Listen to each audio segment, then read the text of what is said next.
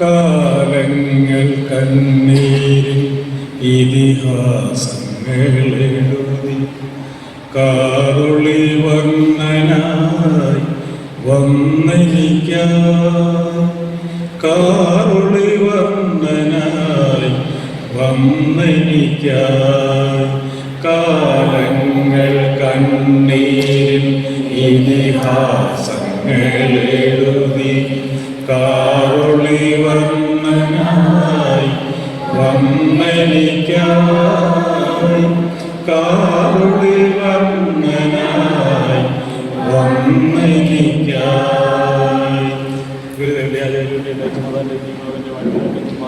അർപ്പിച്ചുകൊണ്ട് ബഹുമാന്യായ അമരപുരം മേഖലാ ഉപദേഷ്ടാവ് ജ്ഞാനശീലനച്ചാൻ, അതുപോലെ ബഹുമാനപ്പെട്ട കൂമ്പാടി മേഖലാ ഉപദേഷ്ടാവ് ധ്യാനച്ചാൻ, പുഷ്കരനച്ചാൻ, ഭാസ്കരനച്ചാൻ, ഷായുടെ യൂണിറ്റ് സെക്രട്ടറി, ഒപ്പം ഈ പ്രോഗ്രാമിൻ്റെ നെടുന്തൂണായി നിന്ന് പ്രവർത്തിക്കുന്ന ജയ്മോൻ, ഷായുടെ പരിപാടിയുടെ സ്റ്റഡി ക്ലാസ് അധ്യാപികമാർ, കുട്ടികളെല്ലാവർക്കും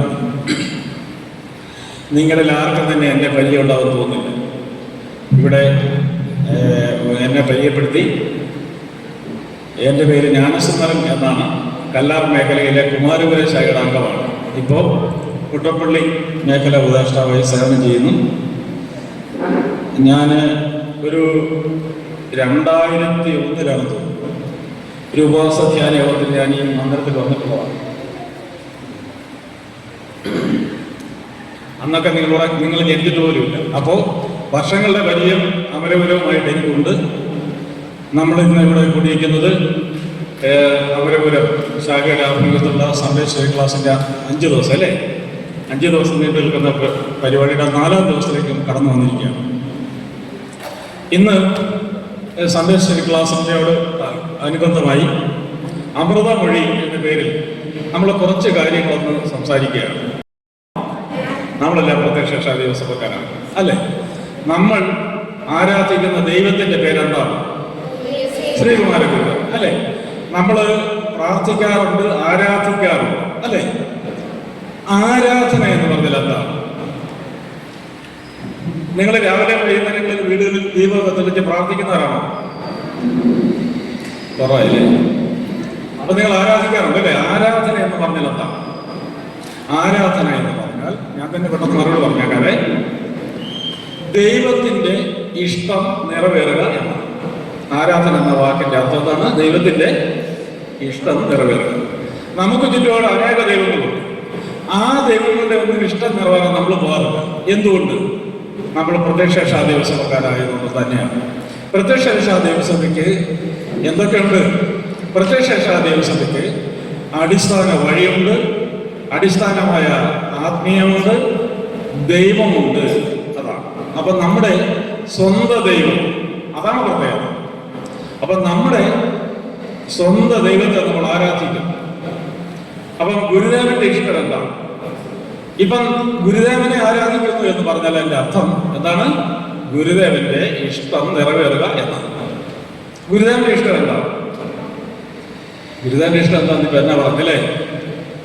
ഗുരുദേവന് ഇഷ്ടങ്ങളുണ്ട്. ദൈവത്തിന്റെ ഇഷ്ടം എന്ന് പറയുന്നത് ദൈവത്തെ സ്തുതിച്ചുകൊണ്ടിരിക്കുക, അതാണ്. അപ്പം ദൈവത്തെ സ്തുതിച്ചുകൊണ്ടിരിക്കുന്നു. നമ്മൾ നമ്മുടെ ദൈവത്തെ സ്തുതിച്ചുകൊണ്ടിരിക്കുന്നു. നമ്മൾ പാട്ട് പാടാറില്ലേ?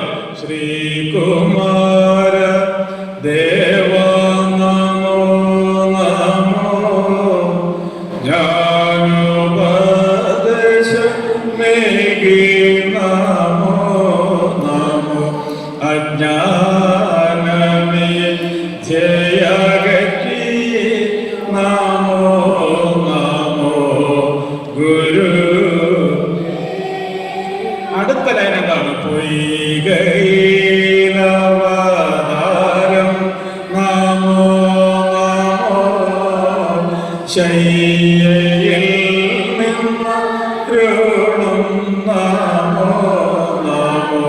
അപ്പൊ ഇതാണ് ദൈവം എന്തിരിക്കുന്നത്? പൊയ്യിൽ ഇരുന്നുകൊണ്ട് പൊയ്കയിൽ അവതാരം നമോ നമോ ശയ്യയിൽ നിന്നരുളും നമോ നമോ. ദൈവം അരുളെന്ന് പറയാൻ വാക്കിന്റെ അർത്ഥം എന്താണ്? പറയുക എന്നാണ്. അരുളെന്ന് പറഞ്ഞ വാക്കിന്റെ അർത്ഥം എന്താണ്? പറയുക. പൊയ്കയിൽ അവതരിച്ചിട്ട് ശയ്യയിൽ നിന്നുകൊണ്ട് പറയുന്നു. എന്താണ് പിന്നെ ആ ദൈവം നമുക്ക് ചെയ്തു തരുന്നൊരു നന്മയുണ്ട്. ദൈവങ്ങൾ നന്മയും തരുന്നുണ്ട്, തിന്മയും തരുന്നുണ്ട്. നമ്മുടെ ദൈവം നമുക്ക് എന്താ തരുന്നത്? തുമ്പം തീർത്തിടും ദേവാനാമോ നാമോ ഇമ്പം നൽകിടണേ. അപ്പൊ ദൈവം നമ്മുടെ തുമ്പം നമ്മുടെ ദുഃഖം എന്നാണ്. നമ്മുടെ ദുഃഖത്തെ തീർക്കും. ഈ പാട്ട് പാടിയാണ് നമ്മൾ നമ്മുടെ ദൈവത്തെ ആരാധിക്കുന്നത്. ഇതെല്ലാം ഒന്ന് പറഞ്ഞതേ ഉള്ളൂ. അപ്പൊ നമ്മുടെ സ്റ്റഡി ക്ലാസ് എന്ന് പറഞ്ഞാൽ ഗുരുദേവന്റെ ഇഷ്ടം നിറവേറി തുടങ്ങുന്നതിന്റെ ഒരു ആരംഭം. അതായത് നമ്മുടെ ബാല്യജീവിതം, നമ്മുടെ ഒരു ശൈശവ ജീവിതം മുതൽ ഉടമസ്ഥനായി ദൈവത്തെ തിരിച്ചറിയുക.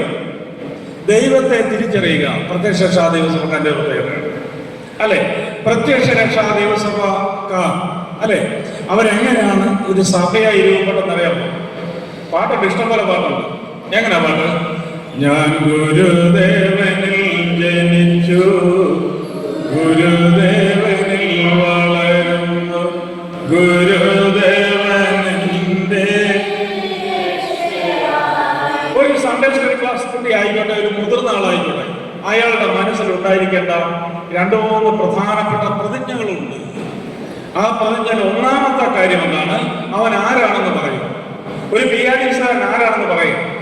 ഒരു പിയാഡിസാരൻ എങ്ങനെയാണ് ജനിച്ചത്? ഗുരുദേവനിൽ ജനിച്ചിരിക്കുന്നു, ഗുരുദേവന്റെ ഉപദേശപ്രകാരം ജനിച്ചിരിക്കുന്നു. അങ്ങനെയാണ് ഒരു PRDS കൂട്ടായ്മ അല്ലെ PRDS സമൂഹം തുടങ്ങുന്നത്. അങ്ങനെ ഗുരുദേവനിൽ ജനിക്കുക എന്ന് പറഞ്ഞാൽ അർത്ഥത്താണ് ഗുരുദേവന്റെ ഉപദേശത്തിൽ ജനിക്കുക എന്നാണ്. ഗുരുദേവനിൽ ജനിക്കുന്നു എന്ന് പറഞ്ഞാൽ ഗുരുദേവന്റെ സങ്കല്പത്തിനനുസരിച്ച് ജീവിക്കുക എന്നാണ് അർത്ഥം. അപ്പൊ നമ്മുടെ അങ്ങനെ ഒരു ജീവിതത്തിന്റെ പ്രത്യേകത ഉണ്ട്. ഗുരുദേവൻ എന്നെ ഒരു പാട്ടെടുത്തിട്ടുണ്ട്. ആനന്ദമായുള്ള ജീവിതം ചെയ്യുവാൻ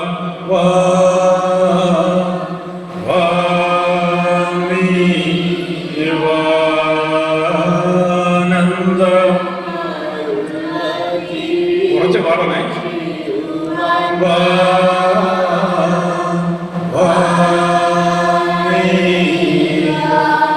ജീവിതം ചെയ്യുക നിങ്ങൾ കേട്ടിട്ടുണ്ട് എവിടെയും? നിങ്ങൾ വർത്താനം പറയാം. നിങ്ങളുടെ ജീവിതം ചെയ്ത് എങ്ങനെയാണെന്നാലും ചോദിക്കാറുണ്ടോ നിങ്ങളോട്? നിങ്ങളും അങ്ങനെ ചോദിക്കാറില്ല കേട്ടോ. ഇതൊന്നും ആൻസർ ഒന്നുമില്ല അല്ലേ? ആനന്ദമായുള്ള ജീവിതം ചെയ്യുക. ജീവിതം ചെയ്യുന്ന അങ്ങനെ ഒരു ഭാഷാപ്രയോഗം PRDSൽ മാത്രമേ ഉള്ളൂ. വേറെ ഒരിടത്തും നമുക്ക് കാണാൻ കഴിയില്ല അല്ലെ? മലയാള ഭാഷാ പണ്ഡിതന്മാർ ഇങ്ങനെ സംഭവം എഴുതി വെച്ചിട്ടില്ല. അവരുടെ പ്രസംഗങ്ങളിൽ ഇങ്ങനെ സൂചിപ്പിച്ചിട്ടുമില്ല അല്ലെ? ഉണ്ടോ? ഇല്ല. അപ്പം ജീവിതം ചെയ്യുക എന്ന് പറഞ്ഞാൽ അർത്ഥം എന്താണ്? ശ്രീകുമാര ഗുരുദേവന്റെ ഇഷ്ടം നടപ്പിലാക്കുക എന്നാണ്. ഗുരുദേവന്റെ ഇഷ്ടം നടപ്പിലാക്കുക. അപ്പൊ ഗുരുദേവന്റെ ഇഷ്ടം എന്ന് പറഞ്ഞാണ് ദൈവത്തെ തിരിച്ചറിയുക. അറിഞ്ഞാൽ മാത്രം പോരാ, എന്ത് ചെയ്യണം? തിരിച്ചറിയണം. ദൈവത്തിന്റെ രക്ഷാ വ്യവസ്ഥയെ തിരിച്ചറിയണം. പിന്നെന്താണ്? ദൈവത്തിന്റെ രക്ഷാ പദ്ധതികളെ സ്വീകരിക്കാൻ കൂടെ വേണം. അതാണ്. അപ്പൊ ദൈവത്തിന്റെ വഴികൾ അറിയണം, ദൈവത്തിന്റെ രക്ഷാ പദ്ധതികളെ സ്വീകരിക്കണം, ദൈവത്തെ അറിയണം. അതാണ് ആനന്ദമായുള്ള ജീവിതം ചെയ്യുക എന്ന് പറഞ്ഞാൽ അർത്ഥം. അപ്പൊ ജീവിതം ചെയ്യുക എന്ന് പറഞ്ഞാൽ ദൈവം നിശ്ചയിച്ച പ്രവൃത്തികൾ ചെയ്യുക എന്നാണ്. ദൈവം നിശ്ചയിച്ച. ഇപ്പൊ ഗുരുദേവൻ ഈ അമരക്കുന്നിൽ വന്ന് വർഷങ്ങളോളം നമ്മുടെ മാതാപിതാക്കന്മാരോട് സംസാരിച്ചൊക്കെ കാര്യം ഏത് കാര്യമാണ്? ആനന്ദമായുള്ള ജീവിതം ചെയ്യുന്ന കാര്യമാണ്. ആനന്ദം എന്ന് പറഞ്ഞാൽ തിരുമേനിമാർ എന്നാണ് അർത്ഥം.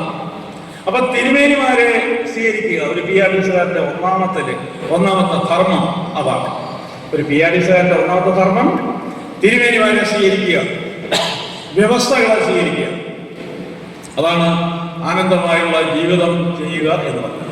അപ്പൊ ഗുരുദേവനിൽ ജനിക്കുന്ന ഒരുവൻ, ഗുരുദേവന്റെ ശബ്ദത്തിൽ ജനിക്കുന്ന ഒരാൾ എന്ത് ചെയ്യുന്നു? അയാൾ ആനന്ദമായുള്ള ജീവിതം ചെയ്യുന്നു എന്ന് പറഞ്ഞാൽ എന്താണ്?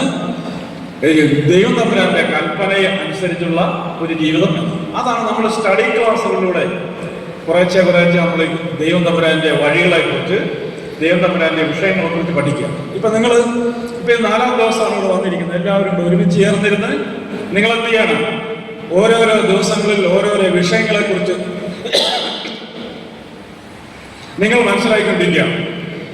അതിന്റെ ഭാഗമായിട്ടാണ് നമുക്ക് പരസ്പരം കൂടുതൽ ഇടപഴകുവാനും ഗുരുദേവന്റെ ജ്ഞാന വിഷയങ്ങൾ, അങ്ങനെയാണ് പറയുക, ഗുരുദേവന്റെ ജ്ഞാന വിഷയങ്ങളെക്കുറിച്ച് നമുക്ക് മനസ്സിലാക്കുവാനും പഠിക്കുവാനും കഴിയും. ഗുരുദേവന്റെ ജ്ഞാന വിഷയം പഠിക്കാനുള്ള ഏറ്റവും എളുപ്പ മാർഗം എന്ന് പറഞ്ഞാൽ എന്താവും? ഗുരുദേവൻ നമുക്ക് നൽകിയ പാട്ടുകൾ പഠിക്കുക എന്നുള്ളതാണ്. ഗുരുദേവൻ നമുക്ക് നൽകിയ ഗാനങ്ങൾ പഠിക്കുക. എല്ലാ ദിവസവും വീട്ടിൽ നിന്ന് പാട്ട് പാടുന്നത് എത്ര പേരുണ്ട്? കുറെ കുട്ടികളുണ്ട് അല്ലേ? ഇനി നിങ്ങളും അത് തുടങ്ങണം അല്ലേ? പാട്ട് പുസ്തകം എന്ന് പറഞ്ഞാൽ എന്തിനു വേണ്ടിയുള്ള? നമുക്ക് പഠിക്കാൻ വേണ്ടിയുള്ള. ഒരു കുട്ടി ഒരു പാട്ട് പഠിക്കുക എന്ന് പറഞ്ഞാൽ എൻ്റെ അർത്ഥം ആ കുട്ടി ഗുരുദേവന്റെ ജ്ഞാന വിഷയത്തിലേക്ക് പ്രവേശനം നേടിയിരിക്കുന്നു എന്നാണ്. അപ്പം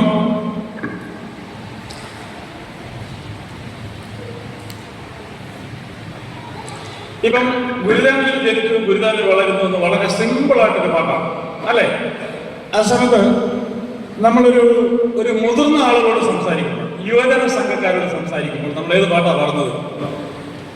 അമൃതകലയിൽ ഉത്ഭവിച്ചു ആധാരവഴിയായി ബ്രഹ്മത്തിൻ സൃഷ്ടിയാലേ ഗുരുവേ ആദിയരിനുത്ഭവമേ. അപ്പൊ ഒരു സൺഡേ സ്കൂൾ ക്ലാസ്സോട് പറയുന്നു ഞാൻ ഗുരുദേവനിൽ ജനിച്ചു. അപ്പൊ ഒരാൾ ചോദിക്കും നിങ്ങൾ ആരാണ് എന്ന ചോദ്യത്തിനുള്ള മറുപടിയാണ് നിങ്ങൾ ആരാണ്? അപ്പോൾ പറയുന്നു ഗുരുദേവനിൽ ജനിക്കപ്പെട്ട ഒരാളാണ് ഞാൻ എന്ന് നമുക്ക് പറയാം. ഞാൻ ഗുരുദേവനിൽ ജനിച്ചിരിക്കുന്നു, ഗുരുദേവനിൽ വളരുന്നു എന്ന് പറയാൻ എന്താണ്? ഗുരുദേവന്റെ ഉപദേശം സ്വീകരിച്ച് തന്നെ വളരുന്നു എന്നാണ്. നമ്മൾ മുമ്പേ പറഞ്ഞ ആനന്ദകരമായ ജീവിതം ചെയ്യുന്ന ആൾ എന്നാണ് അതിന്റെ അർത്ഥം. അപ്പം അമൃതകലയിൽ ഉത്ഭവിക്കുന്നു എന്ന് പറയുന്നത് എന്താണ്? മരണമില്ലാത്ത ഇടത്ത് ജനിക്കുന്നു എന്നതിന്റെ അർത്ഥം അല്ല. ഇപ്പൊ നമ്മളിവിടെ സംസാരിച്ചിരിക്കുന്ന വാക്കിന്റെ പാഠത്തിന്റെ പേരെന്താണ്? അമൃതമൊഴികൾ എന്നാണ്. അപ്പം ദൈവം ഇരിക്കുന്ന ഇടം അല്ല, ദൈവം അതാണ് അമൃതം. അപ്പം അമൃത കല എന്ന് പറയുന്നതാണ് ദൈവം ഇരിക്കുന്ന ഇടം. അതാണ് ദൈവത്തിൽ നിന്ന് ജനിക്കപ്പെട്ടത്. ഒരു പ്രത്യക്ഷ രക്ഷാ ദൈവസഭക്കാരൻ ആത്യന്തികമായി അവൻ അടിസ്ഥാനപരമായി ആത്മവിശ്വാസം നേടിയെടുക്കുന്ന എങ്ങനെയാണ്? ഗുരുദേവനിൽ ജനിച്ചിരിക്കുന്നു എന്നുള്ള വിശ്വാസം ഗുരുവനിൽ ഉണ്ടാവേണ്ടതുണ്ട്. അപ്പൊ അതുകൊണ്ട് തന്നെ അത് നമുക്കെന്താണ്? ഒരു ആത്മവിശ്വാസം നൽകുന്ന പാട്ടാണ് ഞാൻ ഗുരുദേവനിൽ ജനിച്ചു, ഗുരുദേവനിൽ വളരുന്നു, ഗുരുദേവൻ എന്റെ രക്ഷയാണ്. ആ പാട്ട് എല്ലാവർക്കും അറിയാമല്ലോ? എല്ലാവർക്കും അറിയോ? ആ പാട്ടിൽ ഒരു സ്റ്റഡി ക്ലാസ് വിദ്യാർത്ഥി മുതൽ ഒരു മുതിർന്ന ആൾ വരെയുള്ള ആൾ നിർവഹിക്കേണ്ട കാര്യങ്ങളെ കുറിച്ച് പറയുന്നുണ്ട്. എന്താണ് ആ പാട്ട് അറിയാലോ? നമ്മൾ സത്യം പറഞ്ഞിടണം, സത്യത്തിന്റെ സാക്ഷിയാകണം. നമ്മൾ സത്യം പറഞ്ഞിടണം. രാവിലെ ഒന്നും കഴിച്ചില്ലായിരുന്നു? നല്ലപോലെ പാട്ട് പാടും കേട്ടോ. നിങ്ങൾ ഇന്ന് പോലെ എന്ത് ചെയ്യണം? പാട്ട് പാടും. ഈ പാട്ട് പാടുന്നതിന്റെ ഗുണം എന്താണെന്നറിയാമോ? അറിയത്തില്ല അല്ലേ? അച്ഛന്മാര് ചുമ്മാ സമയം പോകാൻ വേണ്ടി പറയുന്ന പരിപാടി അല്ലേ? പാട്ട് പാടുക എന്ന് പറഞ്ഞതിന്റെ അർത്ഥം എന്താണ്? ദൈവത്തോട് കൂടുതൽ അടുത്തു എന്നാണ്. ചില ശാഖയിൽ നിന്ന് പാട്ട് പാടുമ്പോൾ കീപ് സൈലൻസ് എന്ന് പറയുന്ന പരിപാടി അവിടെ എന്നാണ്.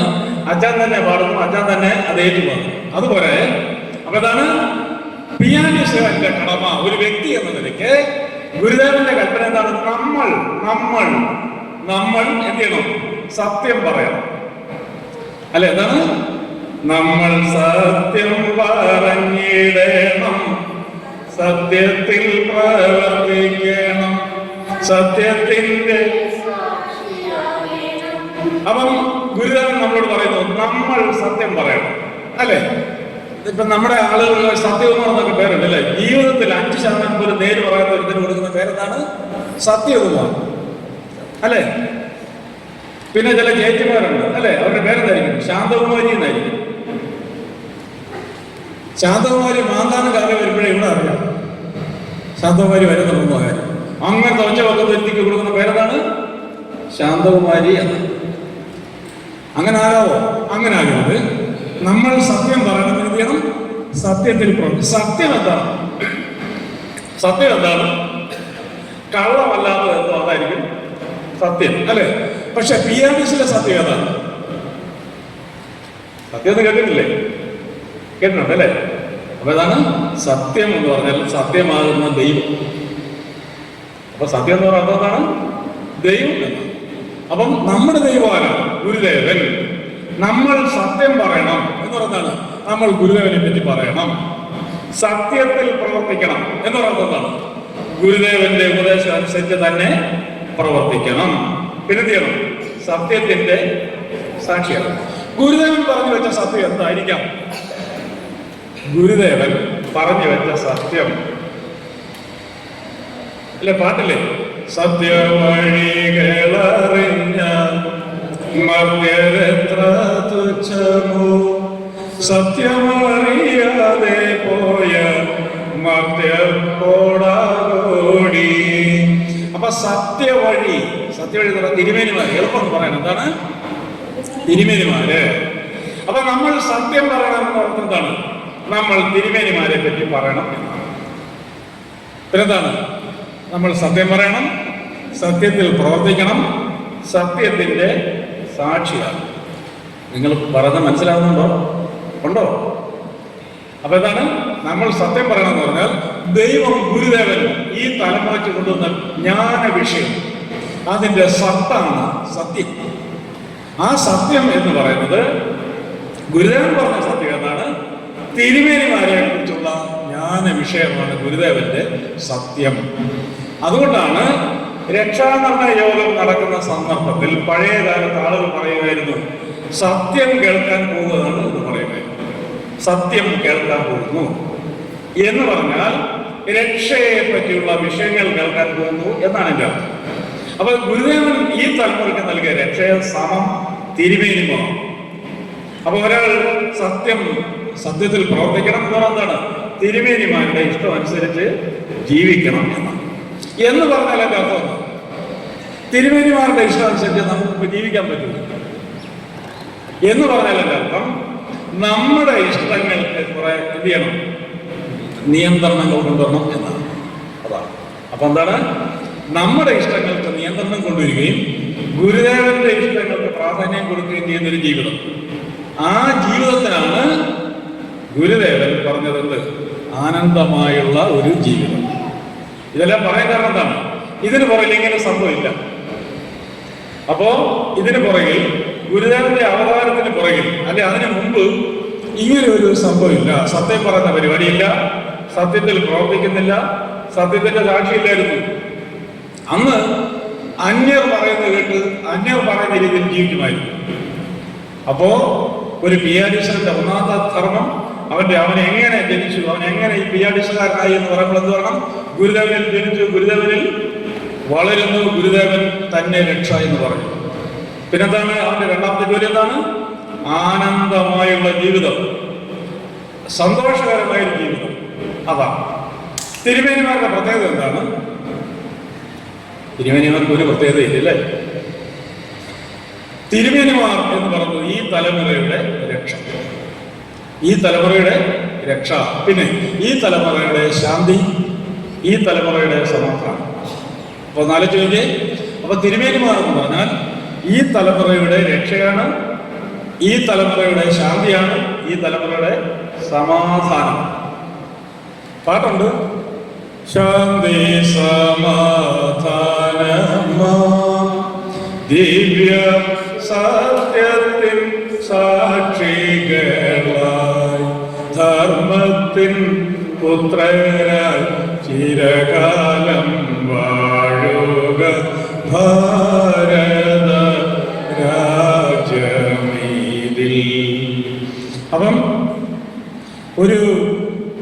ഒരു പിയാഡിസ്റ്റുകാരൻ എങ്ങനെ ആയിരിക്കണം എന്നാണ് ഈ പറയുന്നത്. അപ്പൊ നമ്മൾ ആലോചിച്ച് നോക്കുക, നമുക്ക് നമ്മുടെ മുൻപിതാക്കന്മാരുടെ ഒരു അവസ്ഥ, അത് പിയാഡിസ്റ്റിൽ എല്ലാ കുഞ്ഞുങ്ങൾക്ക് അറിയുന്ന കാര്യമാണ്. ആ അവസ്ഥയിൽ നിന്ന് നേരെ വ്യത്യസ്തമാണ് ഗുരുദേവൻ ഈ തലമുറയിൽ തിരോധാനം ചെയ്ത് കഴിഞ്ഞുള്ള നമ്മുടെ അവസ്ഥ. നമ്മൾക്ക് ഇപ്പൊ എന്തുണ്ട്? ശാന്തിയുണ്ട്, സമാധാനമുണ്ട്. നമുക്ക് എന്തുണ്ട്? എനിക്ക് ആചാര്യനുണ്ടെന്ന് പറയുന്നു. ഇപ്പൊ ബിയാഡിസാരൻ പറഞ്ഞതാണ്, എനിക്ക് ആചാര്യനുണ്ട്, പിന്നെന്തുണ്ട്? ആത്മീയ ശക്തിയുണ്ട്, പിന്നെ നിത്യ വെളിച്ചത്തിൽ യാത്ര ചെയ്യും, അല്ലെ?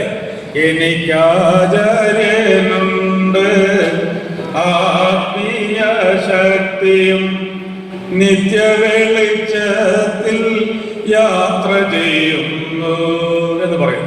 അപ്പൊ ഒരു ബിയാഡിസാരൻ അവന് ധൈര്യം, അവന്റെ ആത്മവിശ്വാസം എന്ന് പറയുന്നതാണ് ഗുരുദേവനിൽ ജനിച്ചിരിക്കുന്നത്. അതുകൊണ്ടാണ് ബിയാഡിസാർ പരസ്പരം വന്ദനം പറയും. നിങ്ങൾ അങ്ങനെ ചെയ്യാറുണ്ടോ? ചെയ്യാറുണ്ട് അല്ലെ? ചിലപ്പോ എങ്ങനെ മാന്താനത്ത് വെച്ചൊക്കെ എങ്ങനെ വന്ദനം പറയാമെന്ന് വിചാരിക്കുമോ? അങ്ങനെ വിചാരിക്കരുത്. നമ്മൾ എന്ത് ചെയ്യണം? ഒരു ബിയാഡിസാരൻ മറ്റൊരു ബിയാഡിസാരനെ കാണുമ്പോൾ എന്ത് ചെയ്യണം?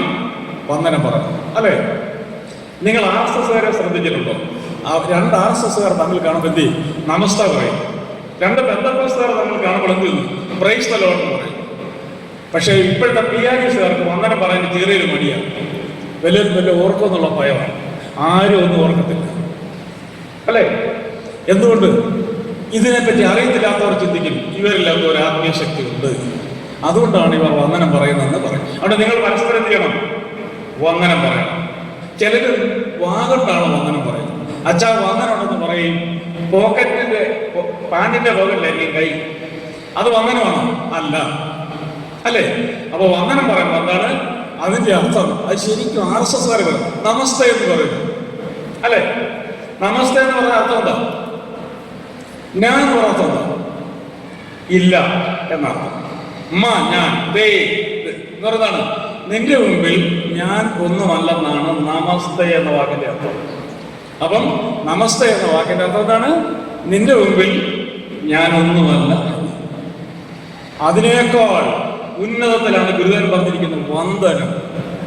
അതിനേക്കാൾ ഉന്നതത്തിലാണ് ഗുരുദേവൻ പറഞ്ഞത് വന്ദനം വന്ദനം നാഥനെ അടിമകളെ തേടി വന്നു രക്ഷ ചെയ്തോനെ വന്ദനം വന്ദനം നാഥനെ അടിമകളെ തേടി വന്നു. അപ്പൊ ഒരു ബിയാഡിസാരനെ മറ്റൊരു ബിയാഡിസാരനെ കാണുമ്പോൾ ഈ പാട്ടാണ് യഥാർത്ഥത്തിൽ സംഭവിക്കുന്നത്. വന്ദനം വന്ദനം നാഥനെ അടിമകളെ തേടി വന്നു രക്ഷ ചെയ്തവരെ. നമ്മളെ ആരും രക്ഷപ്പെടുത്തിയിട്ടുണ്ട്, പക്ഷെ നമ്മുടെ ഉള്ളിലിരിക്കുന്ന ഗുരുദേവൻ നമ്മളെ രക്ഷപ്പെടുത്തിയിട്ടുണ്ട്. നമ്മുടെ ഉള്ളിലിരിക്കുന്ന ഗുരുദേവനോടാണ് നമ്മൾ എന്ത് ചെയ്യുന്നത്? വന്ദനം പറയും. അപ്പൊ ഗുരുദേവ ആരെ വന്ദനമുള്ളെന്ന് പറയാൻ പറ്റുമോ? ഗുരുദേവൻ ദൈവമാണ്, അല്ലെ? ഗുരുദേവനെ പറ്റി പറഞ്ഞിരിക്കുന്ന ചില വാക്കുകളൊക്കെ പാട്ടുകൾ പറഞ്ഞിട്ടുണ്ട്. എന്താണ് ഗുരുദേവനെ പറ്റി പറഞ്ഞിരിക്കുന്ന പര്യായ പദങ്ങൾ എന്തൊക്കെയാണെന്ന് നിങ്ങൾക്ക് അറിയാമോ? പര്യായ പദങ്ങൾ എന്ന് പറഞ്ഞാൽ പിള്ളേർക്ക് അറിയത്തില്ലേ? അറിയാമോ? ഒരു രണ്ടൊന്ന് പര്യായ പദം പറഞ്ഞു ഗുരുദേവനെ പറ്റി പറഞ്ഞിരിക്കുന്നത്. പറയാമോ? ഒന്നാമത് സമ്പൂർണ്ണൻ. ഗുരുദേവൻ ആരാണ്? സമ്പൂർണ്ണനാണ്. ഗുരുദേവനെ പറ്റി നമ്മുടെ പിതാക്കന്മാർ പാടിയതാണ് സമ്പൂർണ്ണമെന്ന്. നമ്മളെ പോലെ വിദ്യാഭ്യാസം ഒന്നുമില്ലാത്ത കാലഘട്ടത്തിൽ നമ്മുടെ മാതാപിതാക്കന്മാർ ഗുരുദേവനെ വിശേഷിപ്പിച്ച് അങ്ങനെയാണ് സമ്പൂർണ്ണൻ എന്നാണ്. പിന്നെന്താണ്?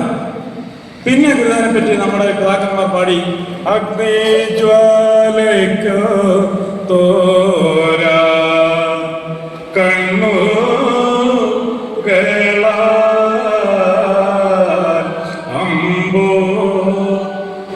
ഭൂലോകം മുഴുവനും ദർശിക്കും.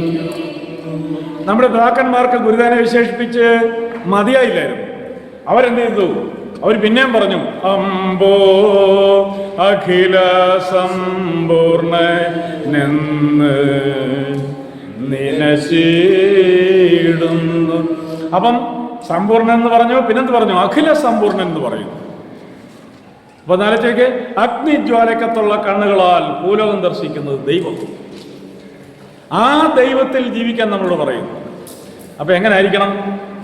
അപ്പോ അഗ്നിജ്വാലക്കത്തുള്ള കണ്ണുകളാൽ ഈ ഭൂമിയെയും പ്രപഞ്ചത്തെയും ദർശിക്കുന്ന ഒരു ദൈവം. അതുകൊണ്ടാണ് നമ്മുടെ പിതാക്കന്മാർ ഒന്നാം തലമുറയിൽ ഗുരുദേവന്റെ കൂടെ നടന്നാൻ കുഴഞ്ഞുപോയി. ഇതാണ് ഗുരുദേവന്റെ കൂടെ നമ്മുടെ മാധവക്കന്മാർ നടന്നാൻ കുഴഞ്ഞു പോയപ്പോൾ അവർ പറഞ്ഞു, എന്ത് പറഞ്ഞു? ആരിവേനൊരു തോഴനായിരിപ്പവൻ അതു മഹാവിഷമമല്ലോ ഈ ധരയിൽ, അതു മഹാവിഷമമല്ലോ എന്ന് പറയുന്നു. അപ്പൊ ദൈവത്തെ കൊണ്ടു നടക്കുകയും ദൈവത്തെ ശുശ്രൂഷിക്കുകയും ചെയ്തിട്ട് പറഞ്ഞു, നമ്മളെ കൊണ്ട് പറ്റുന്ന പണിയല്ലെന്ന് പറഞ്ഞത്. എന്ത്? ആർക്കും ഇവനൊരു തോഴനായിരിക്കാൻ പറ്റത്തില്ല. അതെന്താ അങ്ങനെ പറയാൻ കാരണം? ആരിവേനൊരു തോഴനായിരിപ്പത് അതു മഹാവിഷമമല്ലോ ഈ ധരയിൽ, അല്ലേ? അപ്പൊ എന്താണ്? ആർക്കും ഇവനൊരു തോഴനായി കൂട്ടുകാരനായിട്ടിരിക്കാൻ പറ്റത്തില്ല, ദാസനായിട്ടിരിക്കാൻ പറ്റും. എന്തുകൊണ്ടാണ്? ദൈവത്തെ തൃപ്തിപ്പെടുത്താൻ പറ്റത്തില്ലെന്ന് മനുഷ്യർക്ക്. അതുകൊണ്ട് നമ്മുടെ മാതാക്കന്മാർ അവരുടെ അന്നത്തെ അനുഭവത്തിലും അവരുടെ ഭാഷാപരമായ അറിവിൽ നിന്നുകൊണ്ട് എടുത്ത പാട്ടായത്. അപ്പൊ എന്താണ്? ആർക്കും ദൈവത്തോട് തോഴനായിരിക്കാൻ പറ്റത്തില്ല. എന്തുകൊണ്ട്? അത് സർവശക്തനാണ്. നമ്മളാരാണ്? നമ്മൾ മനുഷ്യരും. അപ്പൊ എന്താണ്? അങ്ങനെയുള്ള ദൈവമാണ് ഈ തലമുറയിൽ വന്നിരിക്കുന്നത്.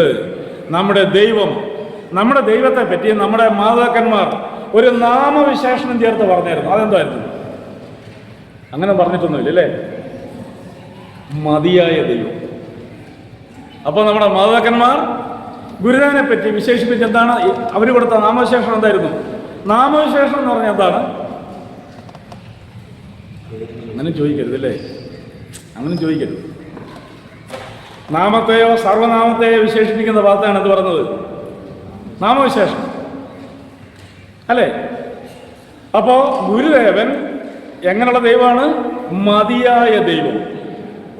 ഗുരുദേവൻ നമുക്ക് നൽകിയ തിരുമേനിമാരാകുന്ന രക്ഷയെപ്പറ്റി പറയുന്നത് അങ്ങനെയാണ്, മതിയായ രക്ഷ. അപ്പം മതിയായ ദൈവം മതിയായ രക്ഷ തന്നിരിക്കുന്നു. മതി എന്ന് പറഞ്ഞാൽ അതിൻ്റെ അർത്ഥം എന്താണ്? തൃപ്തിയാക്കുന്നത് എന്നാണ്. മതി എന്ന് പറഞ്ഞാൽ എന്താണ്? തൃപ്തിയാക്കുന്നത്. തൃപ്തിക്ക് മേളിൽ പെരുന്ത് ചെയ്യുന്നു. സംഭവം ഡിമിനിഷ് ആകാൻ തുടങ്ങും, താഴേക്ക് പോകും. അങ്ങനെ പോകാൻ ദൈവത്തിന് ഇഷ്ടമില്ല. അപ്പൊ അതാണ് ഗുരുദേവനെ നമ്മൾ എങ്ങനെ വിളിക്കുന്നു? മതിയായ ദൈവം എന്ന് വിളിക്കുന്നു. ഗുരുദേവൻ നമുക്ക് നൽകിയ രക്ഷ എങ്ങനെ വിളിക്കുന്നു? മതിയായ രക്ഷ എന്ന് പറയും. അതുകൊണ്ട് ഗുരുദേവൻ നമ്മുടെ മാതാക്കന്മാരോട് പറഞ്ഞു, ഈ രക്ഷ പ്രാപിച്ച് മോക്ഷത്തിൽ പോകുവാൻ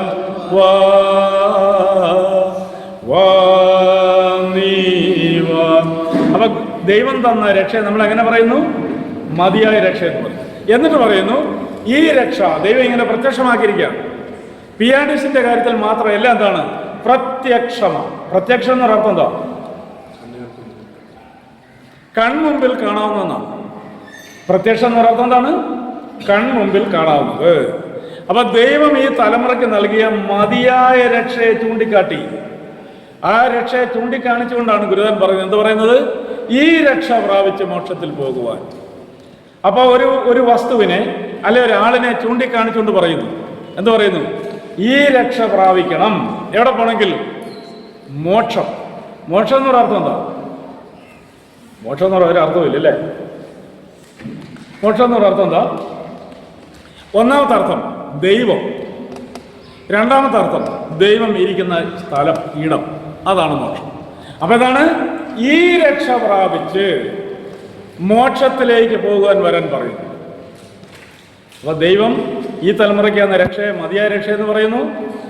നമ്മുടെ ഗുരുദേവനെ മതിയായ ദൈവം എന്ന് പറയുന്നു. മതിയായ ദൈവം വന്നിട്ട് ഈ സഭയിലേക്ക് ആളുകൾ ഇങ്ങനെ വരികയാണ്. ആ വന്നവരോടെല്ലാം ഗുരുദേവൻ പറഞ്ഞതാണ് ഈ രക്ഷ പ്രാപിക്കണം എന്ന് പറയുന്നു. അതുകൊണ്ടാണ് ഗുരുദേവനെ വ്യവസ്ഥയുടെ ദൈവം എന്ന് പറയും. വ്യവസ്ഥ എന്ന് പറയുന്ന അർത്ഥം എന്താ? ഒരർത്ഥമില്ല, അല്ലേ? വ്യവസ്ഥ എന്ന് പറയുന്നത് എന്താണ്? ഇതാണ് ഒരു കണ്ടീഷൻ, അല്ല? അങ്ങനെയല്ല ഇംഗ്ലീഷിൽ പറഞ്ഞത്. ഇംഗ്ലീഷിൽ വ്യവസ്ഥയ്ക്ക് എന്ന് പറയും? കണ്ടീഷൻ എന്ന് പറയും, അല്ലേ? അപ്പൊ എന്താണ്? ഈ രക്ഷ പ്രാപിച്ചെങ്കിലേ മോക്ഷത്തിൽ പോകാൻ പറ്റത്തുള്ളൂ എന്ന് പറയുന്നു. അപ്പൊ ദൈവം ഒരു വ്യവസ്ഥ വെച്ചിരിക്കുന്നു. ദൈവത്തിന്റെ വ്യവസ്ഥ, അതാണ് രക്ഷ. തിരുമേനിമാർ, തിരുമേനിമാരിലൂടെ മാത്രമേ എന്ത് ചെയ്യാൻ പറ്റത്തുള്ളൂ? ഒരാൾക്ക് എന്ത് ചെയ്യാൻ പറ്റത്തുള്ളൂ? ആത്മശാന്തി നേടാൻ പറ്റത്തുള്ളൂ. എന്ത് കാര്യം ഉദ്ദേശിച്ചാലും സാധിക്കണം. എന്ത് ചെയ്യണം? രക്ഷാവ്യവസ്ഥ. രക്ഷാവ്യവസ്ഥ. ആ രണ്ട് പദങ്ങളിൽ തന്നെ ഗുരുദേവന്റെ നിശ്ചയാനത് ഒളിഞ്ഞിരിപ്പുണ്ട് അല്ലേ? രക്ഷാവ്യവസ്ഥ മനസ്സിലാവുന്നുണ്ടോ? പറഞ്ഞേ മനസ്സിലാവുന്നില്ലല്ലേ? ഉണ്ടോ? ഉണ്ട് ഇല്ലേ? പറയാം കേട്ടോ. അപ്പൊ എന്താണ് ഗുരുദേവൻ രക്ഷയെക്കുറിച്ച് എന്ത് പറയുന്നു? എന്നിട്ട് പറയുന്നതാണ് രക്ഷാവ്യവസ്ഥയെ സ്ഥാപിച്ചൊരുക്കുവാൻ വാഴ്ചയുഗം തുറക്കാൻ.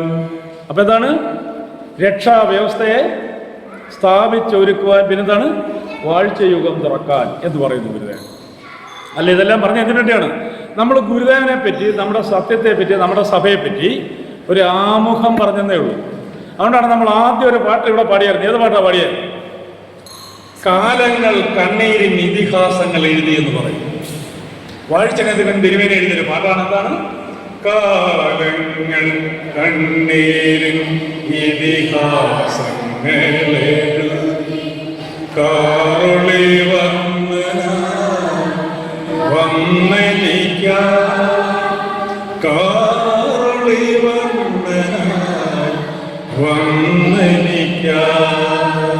നാലഞ്ചേക്ക് നമ്മുടെ സഭയുടെ ചരിത്രം തിരുമേനി തുറക്കുക.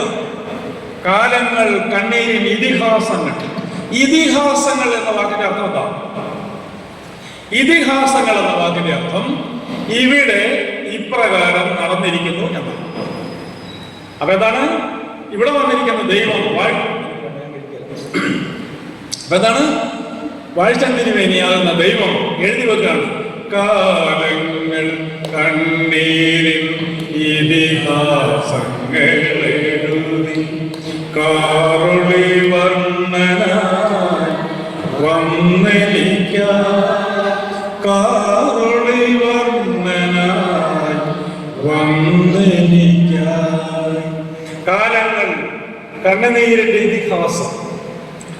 അതുകൊണ്ടാണ് ഗുരുദേവൻ പറയുന്നത് ആരും പറഞ്ഞിടാത്ത സത്യം അറിഞ്ഞു തന്ന സത്യമാത്മീയനെ.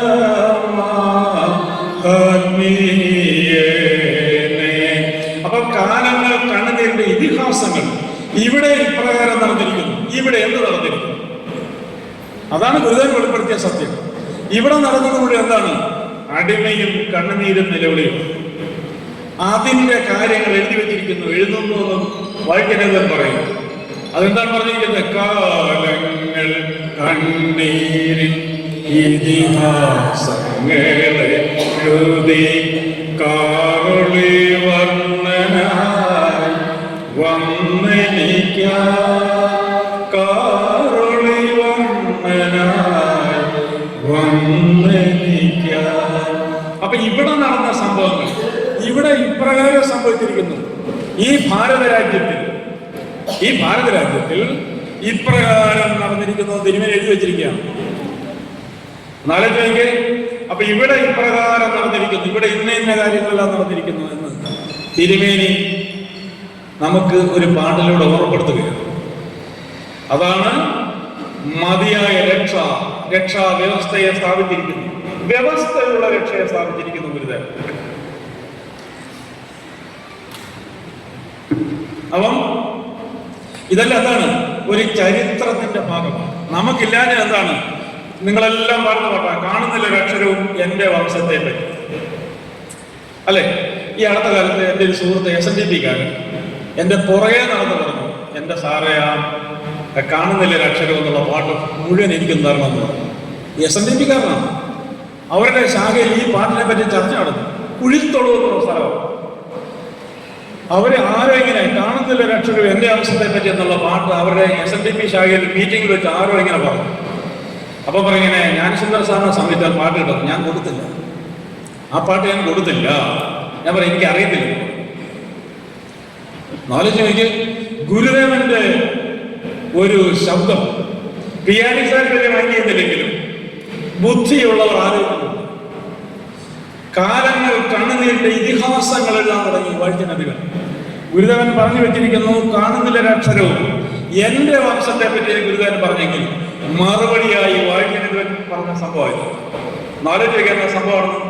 ഒരക്ഷരം പോലും എന്റെ വംശത്തെ പറ്റി കാണുന്നില്ലെന്ന് ഗുരുദേവൻ പറഞ്ഞ സ്ഥാനത്ത് തിരുമേനി ഇതിഹാസങ്ങൾ എഴുതാൻ തുടങ്ങിയിരിക്കുന്നു. വാഴ്ചകതനാണ് ഇതിഹാസങ്ങൾ എഴുതിയിരിക്കുന്നത്. കാലങ്ങൾ കണ്ണീരിൻ്റെ ഇതിഹാസങ്ങളെഴുതി കാറുളി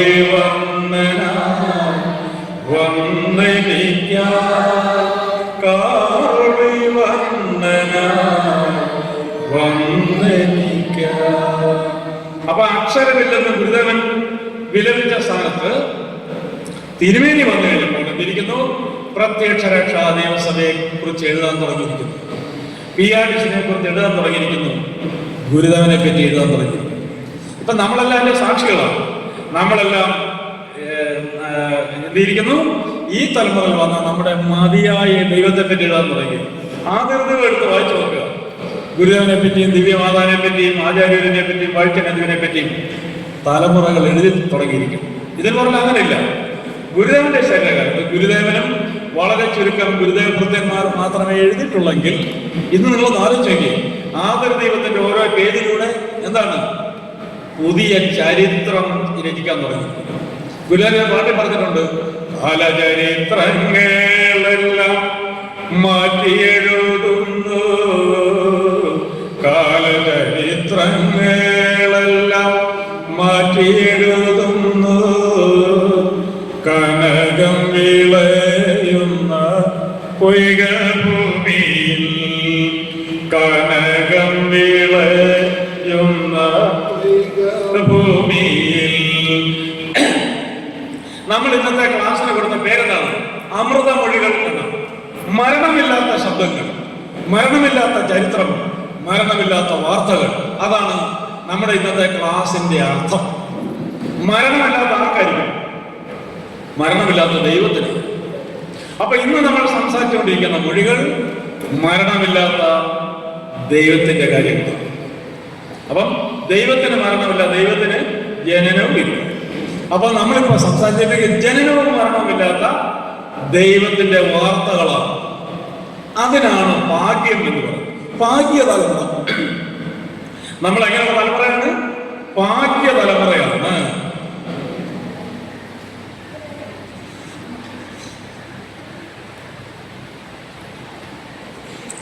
ഗുരുദേവൻ നമ്മുടെ സഭയെ പറ്റി ധാരാളം പഠനങ്ങൾ നടത്തിയിട്ടുണ്ട്, അല്ലേ?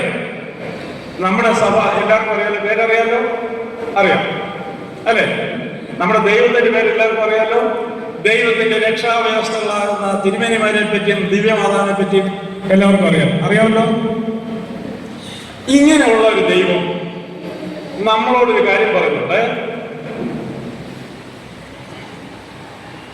ഒരു മനുഷ്യൻ എങ്ങനെ ആയിരിക്കണം? ഒരു മനുഷ്യൻ ജനിക്കുന്നു, വളരുന്നു. ആ വളർച്ചയ്ക്കൊപ്പം അവരെന്തൊക്കെ ചെയ്യുന്നുണ്ട്? ഒരു മനുഷ്യൻ വിദ്യാഭ്യാസം വരുന്നു, അല്ലെ? വിദ്യാഭ്യാസം എടുക്കുന്ന ഉടനെ എംപ്ലോയ്മെന്റ് എക്സ്ചേഞ്ചിലേക്ക് പോയി പേ രജിസ്റ്റർ ചെയ്യും, PSC പരീക്ഷ. ഇത് ഞാനിനി പണിക്കില്ലെന്ന് പറയും, അല്ലെ? അപ്പൊ എന്താണ് ഒരു സാധാരണ ഒരു മനുഷ്യൻ ചെയ്യുന്ന കാര്യങ്ങൾ അതൊക്കെ. വിദ്യാഭ്യാസം ചെയ്യുന്നു, ജോലിക്ക് വേണ്ടി ജോലി നേടുന്നു, ചിലർ +2 വരെ പോയിട്ട് പഠിത്തം നടത്തുന്നു, അല്ലെ? സബ്ജക്റ്റ് കിട്ടിയില്ലെന്ന് പറഞ്ഞ് ലാംഗ്വേജ് തോറ്റുപോയെന്ന് പറയും. അങ്ങനെ പറഞ്ഞു. വീട്ടിൽ നിന്ന് പറഞ്ഞ എന്താണ്? അമ്മച്ചി, ഈ പ്രാവശ്യം എനിക്ക് സബ്ജക്റ്റ് കിട്ടിയില്ല, ലാംഗ്വേജ് ഇനി അടുത്ത പ്രാവശ്യം എഴുതണമെന്ന് കൂടെ പറയാൻ പറ്റില്ല. എൻ്റെ അപ്പുറത്താണ് മുഴുവൻ പൊട്ടി പാളിഷായെന്നാണ്. അപ്പൊ ഒരാളുടെ ജീവിതം നടക്കുന്ന കാര്യങ്ങളാണ് പറഞ്ഞു. ഒരു PhD കാരനെ സംബന്ധിച്ചോളം ഗുരുദേവൻ പറഞ്ഞൊരു കാര്യമുണ്ട്. എന്ത്? നമ്മുടെ ജീവിതത്തെ കുറിച്ച് ഗുരുദേവൻ പറഞ്ഞതാണ്, നമ്മുടെ ജീവിതം എങ്ങനെ ആയിരിക്കണം എന്നാണ് ഗുരുദേവൻ പറഞ്ഞിരിക്കുന്നത്. ശുദ്ധ ജീവിത പ്രവൃത്തി എന്ന്. അപ്പൊ അതാണ് ഒരു PhD കാരന്റെ ജീവിതത്തെ പറ്റി എങ്ങനെ പറയുന്നു? എഴുതിയെടുക്കുന്നുണ്ടോ? എഴുതിയെടുത്തോണേ. അപ്പൊ ഇതാണ് ഒരു PhD കാരന്റെ ജീവിതം എങ്ങനെ ആയിരിക്കണം? ശുദ്ധ ജീവിതമായിരിക്കണം എന്ന് പറയും. ഒരു PhD കാരന്റെ ജീവിതം എങ്ങനെ ആയിരിക്കണം? ശുദ്ധ ജീവിതമായിരിക്കണം. ഇപ്പോഴത്തെ കാലത്തൊക്കെ വളരെ പ്രധാനപ്പെട്ട ഒരു കാര്യമാണ് ഗുരുദേവൻ പറഞ്ഞിരിക്കുന്നത്. ഇപ്പോഴത്തെ എന്നല്ല, ഏത് കാലത്തിലും പ്രധാനപ്പെട്ട കാര്യം അതാണ് ശുദ്ധ ജീവിതം. ശുദ്ധ ജീവിതം എന്ന് പറയുന്നതൊക്കെയാണ് ഒരാളുടെ ജീവിതത്തെ മുന്നോട്ട് കൊണ്ടുവന്ന സംഭവങ്ങൾ ഏതൊക്കെയാണ്? ഒരാളുടെ ജീവിതത്തെ മുന്നോട്ട് കൊണ്ടുവന്ന കാര്യങ്ങൾ ഏതൊക്കെയാണ് അറിയത്തില്ല, അല്ലേ? ഒന്ന്, പ്രത്യാശ. പ്രത്യാശയുള്ള ഒരാൾക്ക് മാത്രമേ ജീവിക്കാൻ കഴിയൂ. അപ്പൊ നമ്മുടെ ഒരു പിയാലിസായിട്ട് എന്തുണ്ടായിരിക്കണം? പ്രത്യാശ ഉണ്ടാവും. അതിന് ഗുരുവാൻ പറയുന്നു, ശുദ്ധ ജീവിതം പ്രവൃത്തിങ്കൽ ആർത്തുഘോഷിച്ചുല്ലസിക്കാൻ. അപ്പൊ ഒരു പിയാലിസാന്റെ ജീവിതം ഒരു സാധാ ജീവിതമല്ല, പിന്നെ എങ്ങനെയാണ്? ശുദ്ധ ജീവിതമായിരിക്കും. പിന്നെന്തുണ്ടായിരിക്കണം? അവന് പ്രത്യാശ ഉണ്ടായിരിക്കണം, അല്ലെ? പ്രത്യാശ എന്ന് പറയുന്ന അർത്ഥം എന്താ? ആശയം എന്ന് പറയുന്നത് അപ്പൊ അത് നമ്മുടെ അയലോകത്തെ കൊച്ചിന്റെ പേര് അതാണോ? അല്ല. പ്രത്യാശ എന്ന് പറയുന്നതാണ് ഒരാളുടെ പ്രതീക്ഷയാണ്, അവന്റെ ആഗ്രഹമാണ്, അല്ലെ? അപ്പൊ പ്രത്യാശ ഉള്ളവനായിരിക്കണം പിയാലിസ് എന്ന് പറയുന്നത് എന്താ? അവൻ നിരാശനാകരുത്. വീടിയും വലിച്ച് മുടിയൊക്കെ വളർത്തി, അല്ലെ? പുതിയ വാല്യം മേടിച്ച് മുട്ടിന്റെ അവിടെ കീറി മറിച്ച് കുളമാക്കി, അല്ലെ? അങ്ങനെ നടക്കുന്നവരൊക്കെ വീഡിയോ വലിച്ച് ഇങ്ങനെ നടക്കുന്നതാണ്. അപ്പൊ അവർക്കെന്താണ്? അവർക്ക് പ്രത്യാശയില്ല. അപ്പൊ അവർക്കെന്തില്ല? യാതൊരു പ്രത്യാശയില്ല. ഊണ് കഴിക്കാൻ വിളിച്ചാണ് അതൊക്കെ വന്ന് ഊണ് കഴിക്കുന്നു. രണ്ടാമത് വേണമെന്നും പറയുന്നില്ല, വേണ്ടെന്നും പറയുന്നില്ല. വെച്ചിട്ട് അമ്മ കൈ കഴുകുന്നില്ലടാ എന്ന് ചോദിക്കുമ്പോൾ കൈ കഴുകും. അവനിൽ പ്രത്യാശയില്ല. അപ്പൊ ഗുരുദേവൻ പറയുന്നതാണ്, ശുദ്ധ ജീവിതം ഉണ്ടായിരിക്കുന്ന ഒരാൾക്ക്, ശുദ്ധ ജീവിതം ഉള്ള എന്തായിരിക്കണം? പ്രത്യാശ ഉണ്ടായിരിക്കണം. നമ്മുടെ പ്രത്യാശ എന്തായിരിക്കും? നമ്മുടെ പ്രത്യാശ എന്ന് പറയുമ്പോൾ എന്താ പറയുന്നില്ലേ? നമ്മുടെ പ്രത്യാശ എന്ന് പറയുന്നത് നമ്മുടെ ദൈവം. എന്നാലും ചോദിച്ചേ, നമ്മുടെ പ്രത്യാശ എന്ന് പറയുന്നതാണ്, നിങ്ങൾ എഴുതിയെടുത്തണേ, നമ്മുടെ പ്രത്യാശ എന്ന് പറയുന്നതാണ് നമ്മുടെ ദൈവം. ആ ദൈവം നമുക്ക് എന്ത് ചെയ്യണമെന്നാണ് ഒരു പിയാലിസാൻ ആഗ്രഹിക്കേണ്ടത്. ഒരു പിയാലിസുകാരന്റെ പ്രത്യാശ എങ്ങനെ ആയിരിക്കണം? നിങ്ങൾ പാട്ട് പാടുന്നതാണ്, മുൻപിലും പിൻപിലും കാവലായി നിന്നെ നിത്യം നടത്തണമേ, നിന്റെ നിത്യമാ രാജ്യത്തിൽ വന്നു ചേരും വരെ കാത്തിടണം അപ്പനെ. അപ്പൊ ഒരു പിയാലിസ് ഉണ്ടായിരിക്കുന്ന ശുദ്ധ ജീവിതമാണ്. ശുദ്ധ ജീവിതത്തിൽ ഒന്നാമതാണ് പ്രത്യാശയാണ്. അവന്റെ പ്രത്യാശ എങ്ങനെയാണ്? മുൻപിലും പിൻപിലും കാവലായി നിൽക്കണം. നമ്മൾ നമ്മുടെ ദൈവമായിരിക്കുന്ന ഗുരുദേവനോട് പറയുന്നതാണ്, മുൻപിലും പിൻപിലും കാവലായിരിക്കണം എന്ന് പറയുന്നു. നമ്മൾ ദൈവത്തോട് പറയണം, എന്തായിരിക്കണം? എന്റെ മുൻപിലും പുറകിലും നീ എന്ത് ചെയ്യണം? കാവലായിട്ട് വരണമെന്ന് പറഞ്ഞു. തിരുമേനി ഒരിക്കൽ പറഞ്ഞു, നിങ്ങളെല്ലാം യാത്ര പോകുന്നത്, ഇപ്പൊ ജൈവനേക്കാൾ എല്ലാ വർഷവും യാത്ര പോകുന്നവരാണ്. അമരക്കാർക്കെല്ലാം ഞാൻ അറിഞ്ഞിട്ടുണ്ട്, 3, 4, 5, 6 ടൂറിസ്റ്റ് ബസ് ഓരോ വർഷവും അമരപുരത്ത് നിന്ന് ഇന്ത്യയിലെ വിവിധ സംസ്ഥാനങ്ങളിലേക്ക് പായുന്നു, അല്ലെ? അങ്ങനെ നിങ്ങൾ യാത്ര ചെയ്യുമ്പോൾ നിങ്ങളുടെ വീട്ടിലെ ഏറ്റവും ഇളയ കുട്ടിയെ നിങ്ങൾ എവിടെ നിർത്തുമെന്ന് തിരുവേനി ചോദിച്ചു. നിങ്ങളുടെ വീട്ടിലെ ഇളയ കുഞ്ഞിനെ നിങ്ങൾ എവിടെ നിർത്തും എന്ന് ചോദിച്ചു. ആരും വേണ്ടിയില്ല. അപ്പൊ തിരുവേനി പറഞ്ഞു, ഏറ്റവും മുന്നേ നിർത്തും. അപ്പൊ എന്താണ്? ഒരു വീട്ടിലെ നമ്മളെല്ലാം പറഞ്ഞ എന്തിനാണ്? ശുദ്ധ ജീവിതം, പ്രത്യാശയെ കുറിച്ച് പറയാൻ വേണ്ടിയാണ്. അപ്പൊ നമ്മുടെ മുൻപിൽ ആര് നിൽക്കുന്നു? ദൈവത്തിന്റെ മുമ്പിൽ ആര് നിൽക്കുന്നു? വാഴ്ചനധികം തിരുമേനി നിൽക്കുന്നു. എവിടെ? ഗുരുദേവന്റെ മുൻവശത്ത്. അപ്പോ ഗുരുദേവന്റെ അടുത്ത് നമ്മളിരിക്കുക. നാലത്തേക്ക് ഇതിന്റെ എല്ലാം നടുക്ക് നമ്മളിരിക്കുകയാണെന്ന്. അപ്പൊ ഗുരുദേവനോട് ചേർന്ന് നമ്മളിരിക്കുകയാണ്. നമ്മുടെ ഗുരുദേവന്റെ മുമ്പിൽ ആര് നിൽക്കുകയാണ്? ഇളയ തിരുമേനിയാകുന്ന വാഴ്ചനധികം നിൽക്കുന്നു മുൻപിൽ, അല്ലെ? വലതുവശം ആരായിരിക്കും? സ്വാഭാവികമായിട്ടും ആചാര്യം. അപ്പം ഒരു പിയാലിസ് കുടുംബം, പ്രത്യാശയുള്ള കുടുംബം, അവന്റെ സങ്കല്പയെ പറഞ്ഞുകൊണ്ടിരിക്കുക. സങ്കല്പമല്ല, യാഥാർത്ഥ്യം. അപ്പൊ ഗുരുദേവന്റെ മുൻവശത്ത് വാഴ്ചനം നിൽക്കുന്നു, വലതുവശത്ത് ആയിരിക്കുന്നു? ആചാര്യ ഗുരു. ഗുരുദേവന്റെ ഇടതുവശത്ത് ആരായിരിക്കും? ദിവ്യമാതാവാണ്. ഗുരുദേവന്റെ പിന്നിൽ ജന്മസ്ഥാനമാകുന്ന വെല്ലുവിളിച്ച് നിൽക്കുന്നു. അതാണ് യാത്ര, പ്രത്യാശയുള്ളവന്റെ യാത്ര. അതുകൊണ്ടാണ് ഗുരുദേവൻ പറയുന്നത്, യാത്ര യാത്ര യാത്രയാണ്, പരമാത്മാവ് നയിക്കുന്ന യാത്രയാണ്, നിത്യമായിട്ടുള്ള സ്വർഗവാഴ്ചയിൽ ആനന്ദമായുള്ള യാത്രയാണ്. അപ്പൊ എന്താണ്? നിത്യമായിട്ടുള്ള സ്വർഗവാഴ്ചയിൽ ആനന്ദമായുള്ള യാത്രയാണ് നിത്യമായിട്ടുള്ള സ്വർഗവാഴ്ച. എന്നാലും എന്താ സംഭവമാണ്? ഇപ്പൊ നമ്മള് തുടക്കം ഇങ്ങനെയാണ്. ഒരു പിയാടിശകാരന്റെ ജീവിതം എങ്ങനെ ആയിരിക്കണം എന്ന് പറയുന്നു. അതിന്റെ പ്രത്യാശ എന്തായിരിക്കണം? മുൻപിലും പിൻപിലും കാവലായി നിന്ന് നടത്തണമെന്ന് ഒരു പിയാടിശകാരൻ ഗുരുദേവനോട് അപേക്ഷിക്കുന്നു. ഗുരുദേവനോട് അയാളുടെ യാതന ഇതാണ്: മുൻപിലും പിൻപിലും കാവലായി നിൽക്കണം, നിത്യം നടത്തണം. പിന്നെ എന്താണ് നിന്റെ നിത്യമായ രാജ്യം? രാജ്യം എന്ന വാക്കിന്റെ അർത്ഥം എന്താ? പിയാടിസിന്റെ അർത്ഥം ചോദിക്കുന്നുള്ളേ. ഇപ്പൊ രാജ്യം എന്ന് പറഞ്ഞാൽ എല്ലാവർക്കും അറിയാം അല്ലേ? രാജ്യം എന്ന് പറയാൻ ഇന്ത്യ ഈസ് മൈ കൺട്രി. ചിലപ്പോൾ അങ്ങനെ ആയിരിക്കും നിങ്ങളെല്ലാം പറഞ്ഞു. ഞങ്ങളൊക്കെ പഴയ കാലത്ത് എന്തായിരുന്നു? ഭാരതം അല്ലേ നമ്മുടെ രാജ്യമാകുന്നു ഞങ്ങൾ. പക്ഷെ നിങ്ങളൊക്കെ പറയുന്നത് എന്താണ്? India is my country and all Indians are my brothers and sisters എന്ന് നിങ്ങൾ പറയും അല്ലേ? അപ്പോ നിന്റെ നിത്യമായ രാജ്യം എന്ന് പറയുന്നതാണ് ഗുരുദേവനെ പറ്റി, ഗുരുദേവന്റെ ശരീരത്തെ പറ്റിയാണ് എന്ത് പറയുന്നത്? നിത്യമായ രാജ്യം.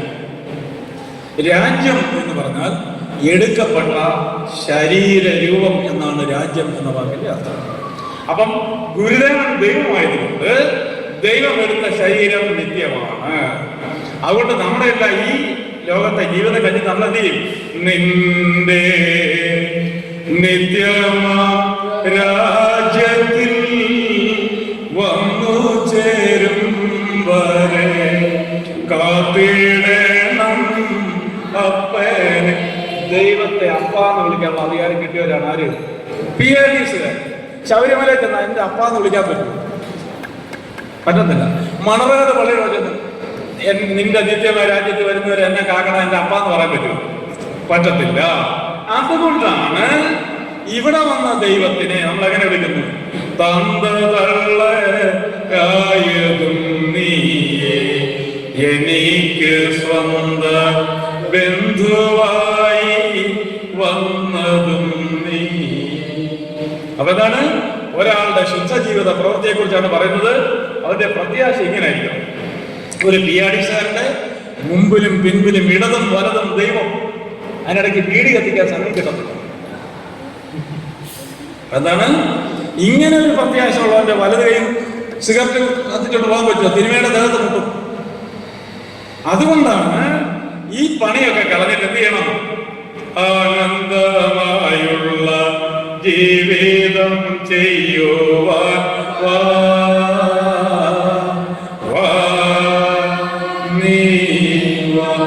നാം ഒരു കളവ് പറയുമ്പോൾ മനസ്സിൽ അന്തരം ചിന്തിക്കണം. ദിവ്യമാതാവ് എന്ത് വിചാരിക്കും എന്നെ പറ്റി? ഗുരുദേവൻ എന്ത് വിചാരിക്കും എന്നെ പറ്റി? ഞാൻ ഇത് ചെയ്യുന്നത് ശരിയല്ല എന്ന് അവൻ തീരുമാനിക്കും. അതിനാണ് അവന്റെ ഉള്ളിൽ എന്ത് വേണം? തിരിച്ചറിവിന്റെ ആത്മാവ് വേണം. അപ്പൊ ഒരു പിയാടിസാറിന് എന്തെല്ലാം ക്വാളിറ്റീസ് ഉണ്ടാവണമെന്ന് ആലോചിച്ചെങ്കിൽ പിയാടിസാറിന് എന്തുണ്ടാവണം? തിരിച്ചറിവിന്റെ ഉള്ളവനായിരിക്കണം എന്ന് പറയും. അതുകൊണ്ടാണ് കാരണം എന്താണ്? നമ്മുടെ കൂടെ നിൽക്കുന്ന ദൈവത്തെ പറ്റി ഗുരുദേവൻ പറഞ്ഞതാണ് നീതിയും സൂര്യൻ എന്നാണ്. തിരുവനിമാരോ അപ്പൊ ഇതാണ് നമ്മുടെ ദൈവങ്ങളെ പറ്റി ഗുരുദേവൻ പറഞ്ഞതാണ് നീതിയും സൂര്യൻ ഉദിച്ചു, അമ്പോ അടിമയുഗത്തിൽ ഇതാ ഉയർന്നു വരുന്നു എന്ന് ദൈവം പറയാം. അമ്പോ എന്ന വാക്കിന്റെ അർത്ഥം എന്താണ്? എന്റെ പൊന്നെ അമ്പോ, പെണ്ണിന് ഫുൾ A+ ആടി ഈ പ്രാവശ്യം എന്ന് പറയുന്നത്. അപ്പൊ എന്താണ്? ഭയങ്കര അത്ഭുതമാണ്. അത്ഭുതം എന്ന് പറയുന്ന സംഭവം എന്താണ്? അത്ഭുതം എന്ന് പറഞ്ഞ പ്രത്യേക അർത്ഥമൊന്നുമില്ല അല്ലേ? എന്താണ് അത്ഭുതം? നിങ്ങൾ എന്ത് മറുപടി പറയും? അത്ഭുതം എന്ന് പറഞ്ഞാൽ എന്താണ്? അപ്രതീക്ഷിതമായി സംഭവിക്കുന്ന ഒന്ന്, അതാണ് അത്ഭുതം അല്ലേ? നിങ്ങൾ തീരുമാനിക്കും ഇന്ന് ഞായറാഴ്ച ഉച്ചയാകുമ്പോൾ അതിശയിക്കണം എന്ന് ചിന്തിക്കുമോ?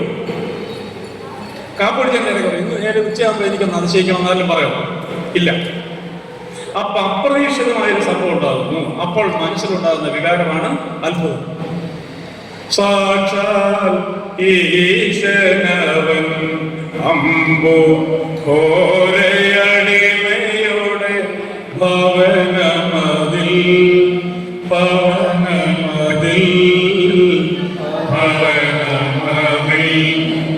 അപ്പൊ എന്താണ് ഒരാളുടെ പ്രത്യാശ എന്ന് പറയുന്നതാണ്? ദൈവം തമ്പുരാന്റെ നിത്യരാജ്യത്തിൽ എത്തും വരെ കാത്തുവേണം എന്നുള്ളതാണ് ഒരു പിയാടിശകാരന്റെ പ്രത്യാശ. ആ ഒരു ശുദ്ധ ജീവിത പ്രവൃത്തിയുടെ ഭാഗമായിട്ടാണ് നിങ്ങളിപ്പോൾ എന്ത് ചെയ്യുന്നത്? വല്ല ക്രിക്കറ്റൊക്കെ കളിച്ച് നടക്കുന്ന സമയത്ത് എന്തിരിക്കുന്നു, സ്റ്റഡി ക്ലാസിന്റെ പ്രോഗ്രാമുമായിട്ട് വന്നിരിക്കുന്നു. എന്നാലും ചോദിക്കേ, അപ്പൊ എന്താണ് നമ്മളിപ്പോൾ നേടുന്നത്? എന്താണ് നമ്മൾ നല്ല അനുഭവം നേടുകയാണ്. എന്താ അനുഭവം നേടുന്നത്? ശുദ്ധ ജീവിതത്തെ പറ്റിയുള്ള പാഠങ്ങൾ, ശുദ്ധ ജീവിത പ്രവൃത്തിയെ പറ്റിയുള്ള പാഠങ്ങൾ, അത് നമ്മൾ പഠിക്കുകയാണ്. അതാണ് ദൈവം ഈ തലമുറ വന്നപ്പം ദൈവത്തെ സ്തുതിച്ച് പാടുവാൻ നമ്മുടെ മാതാക്കന്മാർക്ക് അറിയത്തില്ലേ? അല്ലേ? അപ്പം നമ്മുടെ മാതാക്കന്മാർക്ക് ദൈവത്തെ സ്തുതിച്ച് പാടാൻ അറിയത്തില്ലായിരുന്നു. അതുകൊണ്ട് ദൈവം ചെയ്തു, ദൈവം നമുക്ക് പാട്ടെടുത്തത്, ദൈവത്തെ സ്തുതിക്കാനുള്ള പാട്ട് ദൈവം തന്നെ നമുക്ക് തന്നു. അങ്ങനെ നമ്മൾ പാട്ട് പാടാൻ തുടങ്ങി. ഇപ്പൊ എന്താണ്, നമ്മുടെ ചെറുപ്പക്കാർ ഇഷ്ടംപോലെ ഗാനങ്ങളൊക്കെ എഴുതി. ഇവര് നിങ്ങൾ നല്ലൊരു പാട്ടുണ്ടായിരുന്നില്ല, അമരപുരം, അങ്ങനെ ഒരു പാട്ടില്ലേ? അതിപ്പോഴത്തെ തലമുറ എടുത്ത പാട്ടാണ് ദൈവത്തെ പറ്റി. ഇതിനു പുറമുള്ള തലമുറയ്ക്ക് എന്തായിരുന്നു? ഒരു വാക്ക് സംസാരിക്കാൻ പോലും അറിയത്തില്ലായിരുന്നു, അല്ലേ? അതുകൊണ്ട് ഒരു വാക്ക് പോലും സംസാരിക്കാൻ കഴിയാതിരുന്ന ആളുകളെ പറ്റി ഗുരുദേവൻ എന്താ പറഞ്ഞേ? വായി തുറന്ന് മിണ്ടുവാൻ വാക്കുകളില്ലാതായി എന്ന് പറയും. ആ സ്ഥാനത്താണ് ഇപ്പോൾ നല്ല കീർത്തനങ്ങൾ എഴുതുന്നു ബിആർഡി സാർ ഗുരുദേവനെ പറ്റി. നാലഞ്ച് ഇങ്ങനത്തെ ഒരു അത്ഭുതമാണ് നാലഞ്ച്. അപ്പൊ നമ്മുടെ ഇപ്പോഴത്തെ വിദ്യാഭ്യാസ തലമുറ വളരെ മനോഹരമായ കീർത്തനങ്ങൾ ഇടുന്നു. ഇതിലെന്താണ്? ഇതൊക്കെ ശുദ്ധ ജീവിത പ്രവർത്തിയുടെ ഭാഗമാണ്. ദൈവത്തെ അറിയുന്നവൻ ആ വാർത്ത പറയുന്നു, അതാണ്. അപ്പം ഈ ശുദ്ധ ജീവിത പ്രവൃത്തിയുടെ ഭാഗമായിട്ടാണ് എന്തിരിക്കുന്നത്? ശുദ്ധ ജീവിത പ്രവൃത്തിയുടെ ഭാഗമായിട്ട് നമുക്ക് അടുത്ത ഘട്ടം, നമ്മുടെ ജീവിതത്തിന് ആവശ്യമായിട്ട് വേണ്ട ഒരു സംഗതിയാണ് എന്തോന്ന്? ഗുരുബോധം. അപ്പൊ ഏതാണ് ഈ ശുദ്ധ ജീവിത പ്രവൃത്തിയുടെ ഭാഗമായിട്ട് രണ്ടാമത് നമുക്ക് വേണ്ടതാണ് ഗുരുബോധം, അല്ലേ? നമുക്ക് ഗുരുവുണ്ടോ? ഉണ്ടല്ലേ? ഇപ്പൊ പറയാം. അടിസ്ഥാന വഴി നമുക്കുണ്ട്, സ്വന്തമായൊരു ഗുരുവുണ്ട്, ഉപദേശങ്ങൾക്ക് പ്ലാനുണ്ട്, ആത്മശാന്തി കാളുണ്ട്. അപ്പൊ പ്രത്യാശ കഴിഞ്ഞാൽ അടുത്തതായിട്ട് നമുക്ക് വേണ്ടതാണ് ഗുരുബോധം, അല്ലെ? ഗുരുബോധം കൊണ്ടുള്ള പ്രയോജനം എന്താണ്? ഗുരുബോധം കൊണ്ടുള്ള പ്രയോജനം ഇന്ന് എന്തൊരു ചോദ്യം തന്നെ, അല്ലേ? ഞാൻ തന്നെ മറുപടി പറഞ്ഞേക്കാം. മർമ്മ രഹസ്യങ്ങൾ വെളിവാകും. ഗുരുബോധത്തിന്റെ പ്രയോജനം എന്താണ്? മർമ്മ രഹസ്യങ്ങൾ വെളിപ്പെടണമെങ്കിൽ എന്ത് വേണം? ഗുരുബോധം. നമുക്ക് ഗുരുണ്ട്, ആചാര്യ ഗുരുവുണ്ട്. പിന്നെന്തുണ്ട്? എനിക്കാചാര്യനുണ്ട്, ആത്മീയ ശക്തിയും നിത്യവെളിച്ചത്തിൽ യാത്ര ചെയ്യുന്നു. അപ്പൊ നമുക്ക് ആചാര്യനുണ്ട്, ഒപ്പം നമുക്ക് എന്താണ്? ആത്മീയ ശക്തിയുണ്ട്. പിന്നെന്താണ്? നിത്യവെളിച്ചം. നിത്യവെളിച്ചം എന്ന് പറഞ്ഞാൽ എന്താണ്? തിരുമേനിമാരാണ്, അല്ലെ? നിത്യവെളിച്ചം. അപ്പൊ നമുക്ക് എന്താ ഉണ്ടായിരിക്കണം? ഗുരുബോധം. ഗുരുബോധം തരുന്നുണ്ട് മർമ്മ രഹസ്യങ്ങൾ വെളിവാക്കുവാൻ. വാഗത്താനത്ത് വെച്ച് ഗുരുദേവൻ പറയുമ്പോൾ ഗുരുദേവൻ ഒരു വിഷയം പറഞ്ഞായിരുന്നു, പക്ഷെ മറച്ചു വെച്ചോണ്ടാണ്. ആ കാര്യങ്ങളൊക്കെ എന്താണ്? മറച്ചു വെച്ചോണ്ടാണ്, അല്ലെ? കുഞ്ഞാടും പരിശുദ്ധന്മാരും എന്ന് പറഞ്ഞു ഗുരുദേവൻ. കുഞ്ഞാടും പരിശുദ്ധന്മാരുമായി മേയും സിയോൻ മലമുകളിൽ മർമ്മരഹസ്യങ്ങൾ മറച്ചു വെച്ച് ഗുരുദേവൻ വാഗത്താനത്ത് വെച്ച് സംസാരിച്ചു, അല്ലെ? കുഞ്ഞാടും പരിശുദ്ധന്മാരും. പിന്നെന്തൊക്കെയാണ്? തുറക്കപ്പെട്ട സ്വർഗം കാണുന്നെന്ന് പറഞ്ഞു, ഒന്നാമത്തെ ആകാശം പോയെന്ന് പറഞ്ഞു, പിന്നെ ആകാശം വരുന്നെന്ന് പറഞ്ഞു. ഇതെല്ലാം എന്താണ്? മറച്ചു വെച്ചു ഗുരുദേവൻ. അതെല്ലാം വെളിപ്പെട്ടപ്പോഴാണ് ഗുരുവിനെ പറ്റിയുള്ള വിഷയങ്ങൾ, ജ്ഞാന വിഷയങ്ങൾ ഗുരുദേവൻ തന്നെ വെളിപ്പെടുത്തി കഴിഞ്ഞപ്പോഴാണ് സംഭവം നമുക്ക് മനസ്സിലായത്. കുഞ്ഞാടാരാണ്, പരിശുദ്ധന്മാരാരാണെന്നൊക്കെ നമുക്ക് പിന്നീടാണ് മനസ്സിലായത്. അപ്പൊ ഗുരുബോധം തരുന്ന എന്തിനു വേണ്ടിയാണ്? മർമ്മ രഹസ്യങ്ങൾ വെളിവാകുവാൻ, അല്ലെ? എന്തെല്ലാം കാര്യങ്ങൾ, ഏതെല്ലാം പാട്ടുകളിലൂടെയാണ് ഗുരുദേവൻ മർമ്മ രഹസ്യങ്ങളെ പറ്റി പറഞ്ഞിരിക്കുന്നത്. ഇരുട്ടിൽ മറഞ്ഞിരുന്നതായ വെളിച്ചമാണല്ലോ, ഇരുട്ടിൽ മറഞ്ഞിരുന്നതായ വെളിച്ചമാണല്ലോ, ഈ തലമുറയിൽ പ്രകാശിക്കാൻ വെളിച്ചമേ, ഇണങ്ങിച്ചേർന്ന് വരാനുള്ള വെളിച്ചമാണല്ലോ. ഇടയ്ക്കിടയ്ക്ക് ഈ പാട്ട് പാടണം, എങ്കിലൊക്കെ തോന്നും അല്ലെ? അപ്പൊ നിങ്ങൾ തെറ്റിദ്ധരിക്കുക, അച്ഛന്മാർ വന്ന ഉടനെ പാട്ട് മാത്രമുള്ളതെന്ന് വിചാരിക്കരുത്. പാട്ടിലാണ് മുഴുവൻ കാര്യങ്ങൾ ഇരിക്കുന്നത്. ഇരുട്ടിൽ മറഞ്ഞിരുന്ന വെളിച്ചം എന്ന് പറയാൻ തന്നെ ഒരു മർമ്മ രഹസ്യമാണ് അല്ലെ? ഇരുട്ടിൽ വെളിച്ചത്തിന് മറഞ്ഞിരിക്കാൻ പറ്റത്തില്ല. നിങ്ങൾ അപ്പൊ എന്താണ്? ഇരുട്ടിൽ വെളിച്ചത്തിന് മറഞ്ഞിരിക്കാൻ പറ്റില്ല, പക്ഷെ പൊയ്യൽ പറ്റും അല്ലെ? നമ്മുടെ ഗുരുദേവൻ ചെയ്തിരിക്കുന്നു. ഗുരുദേവന്റെ ശരീരമാകുന്ന ഇരുട്ടിൽ വെളിച്ചമാകുന്ന തിരുമേനിമാർ എന്ന് പറയും. ഇരുട്ടിൽ മറഞ്ഞിരുന്നതായ വെളിച്ചമാണല്ലോ, ഈ തലമുറയിൽ പ്രകാശിക്കാൻ വെളിച്ചമേ.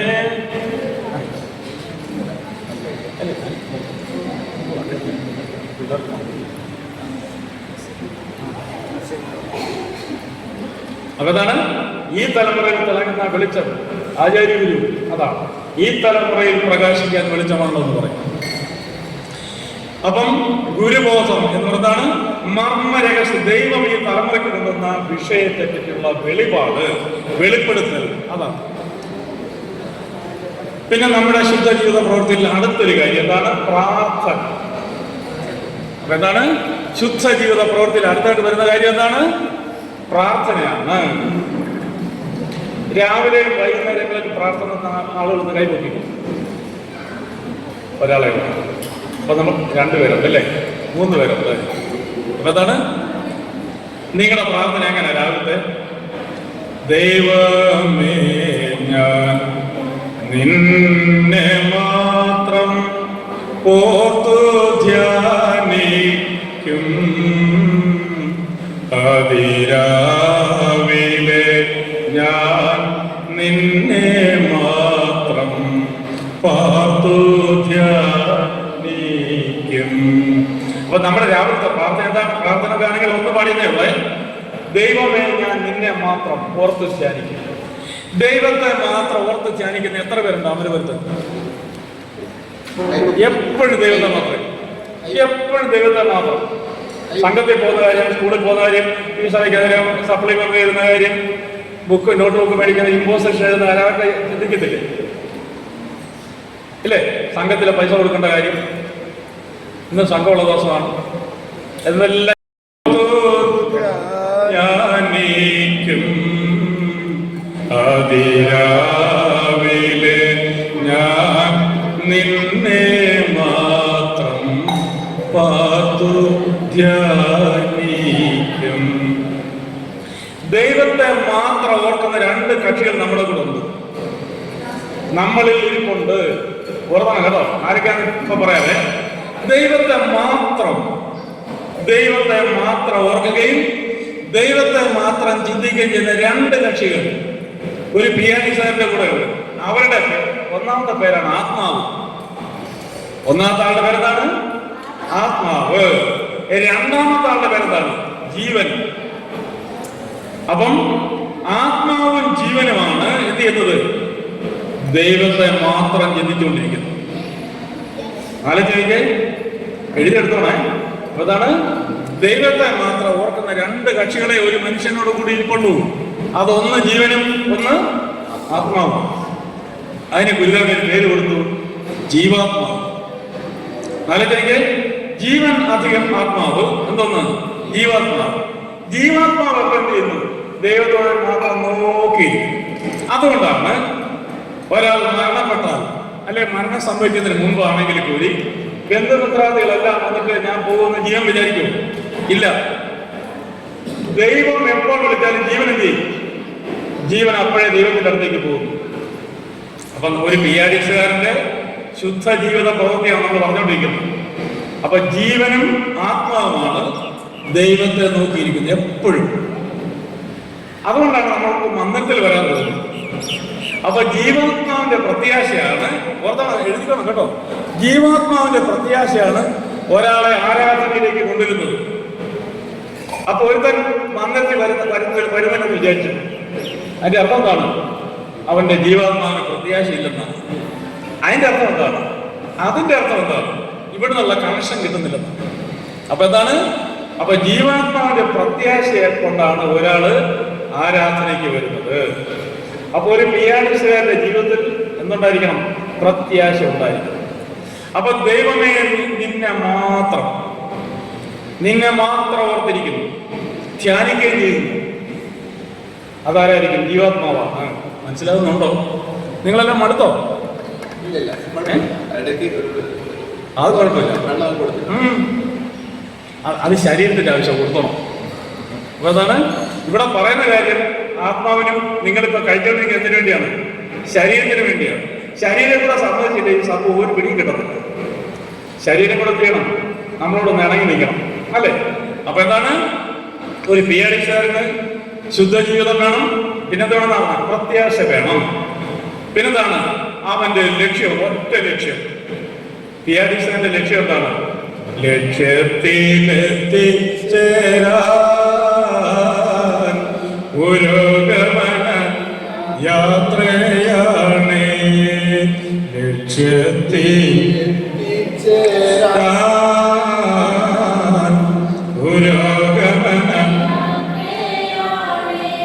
അപ്പൊ എന്താണ്? പിയാനിസ്റ്റുകാരന്റെ ഒരു ലക്ഷ്യമുണ്ട്. അവന്റെ ലക്ഷ്യം ഗുരുദേവനിൽ ചെന്ന് ചേരുക എന്നുള്ളതാണ്. ഒത്തിരി ദൈവങ്ങളും അവരുടെ ആളുകളും അവരുടെ വിശ്വാസികളോട് പറഞ്ഞു പിടിപ്പിക്കുന്ന എന്താണ്? ഇപ്പൊ ക്രിസ്ത്യാനികൾ എന്ത് ചെയ്യുന്നു? ക്രിസ്ത്യാനികൾ അവരുടെ വിശ്വാസികളെ പിടിച്ചു നിർത്തുന്നത് എങ്ങനെയാണ്? യഹോവയായ ദൈവത്തിന്റെ അടുത്ത് ചെല്ലുമെന്നാണ്, സ്വർഗത്തിൽ ചെല്ലുമെന്നാണ്. പിന്നെ അവർ ഇടയ്ക്ക് ബന്ധുക്കോസാരൊക്കെ പ്രശ്നം ചൊല്ലിക്കാനെന്നറിയോ? ആകാശമേഖല രണ്ടായി പിളർന്നു, അവിടുത്തെ യേശു ഇങ്ങോട്ട് വരുമെന്നാണ് ആര് പറയുന്നത്? പെന്തക്കോസുകാർ പറയുന്നത്, അല്ലെ? ഹിന്ദുക്കളെന്ന് പറയുന്നത് വിഷ്ണുപാദത്തിൽ എത്തുക എന്നുള്ളതാണ് ഒരു ഹിന്ദുവിന്റെ ലക്ഷ്യം. ഒരു ഹിന്ദുവിന്റെ ലക്ഷ്യം എന്താണ്? വിഷ്ണുപാദത്തിൽ എത്തിച്ചേരും, സമം മോക്ഷം പ്രാപിക്കും. അതാ. അപ്പം ഗുരുദേവൻ പറയുന്നു ഇതെല്ലാം കേട്ടിട്ട് ഗുരുദേവൻ എന്ന് പറഞ്ഞു, മോക്ഷവും വേണ്ട, സ്വർഗരാജ്യവും വേണ്ട, മര്യാദയ്ക്ക് ഭൂമിയിൽ ജീവിച്ചാൽ മതി എന്ന് ഗുരുദേവൻ പറഞ്ഞു. ഈ സൈസ് മോക്ഷത്തിലേക്ക് പോകണമെന്നാണ് പറഞ്ഞു കേട്ടോ. അപ്പൊ നമ്മുടെ അമ്മയപ്പന്മാരോട് പറഞ്ഞു സ്വർഗരാജ്യത്തിൽ കൊണ്ടുപോകാന്ന് പറഞ്ഞു. വിഷ്ണുപാദത്തിൽ കൊണ്ടെത്തിക്കാവുന്ന ആര് പറഞ്ഞു? ഹിന്ദു മതക്കാരും പറഞ്ഞു. അതുകൊണ്ട് അങ്ങോട്ട് പോകണമെന്നാണ് ഗുരുദേവൻ പറഞ്ഞു. മോക്ഷം വേണ്ട, സ്വർഗരാജ്യം വേണ്ട, ഭൂവിലാനന്ദമായൊന്നു ജീവിക്കണം, ഭൂവിൽ ആനന്ദമായൊന്നു ജീവിക്കണം. അപ്പം ഗുരുവിന്റെ വാഗ്ദാനം എന്താണ്? സമാധാന ജീവിതം. അപ്പൊ എന്താണ് ഗുരുദേവൻ പറഞ്ഞതാണ്? സമാധാന ജീവിതം. അതെന്താ സമാധാന ജീവിതം? അങ്ങനെ കേട്ടിട്ടില്ലേ? സമാധാന ജീവിതം. സമാധാന ജീവിതം എന്ന് പറഞ്ഞാണ് ഗുരുദേവൻ പ്രത്യക്ഷമാക്കിയ രക്ഷകളെ സ്വീകരിക്കലാണ് സമാധാന ജീവിതം.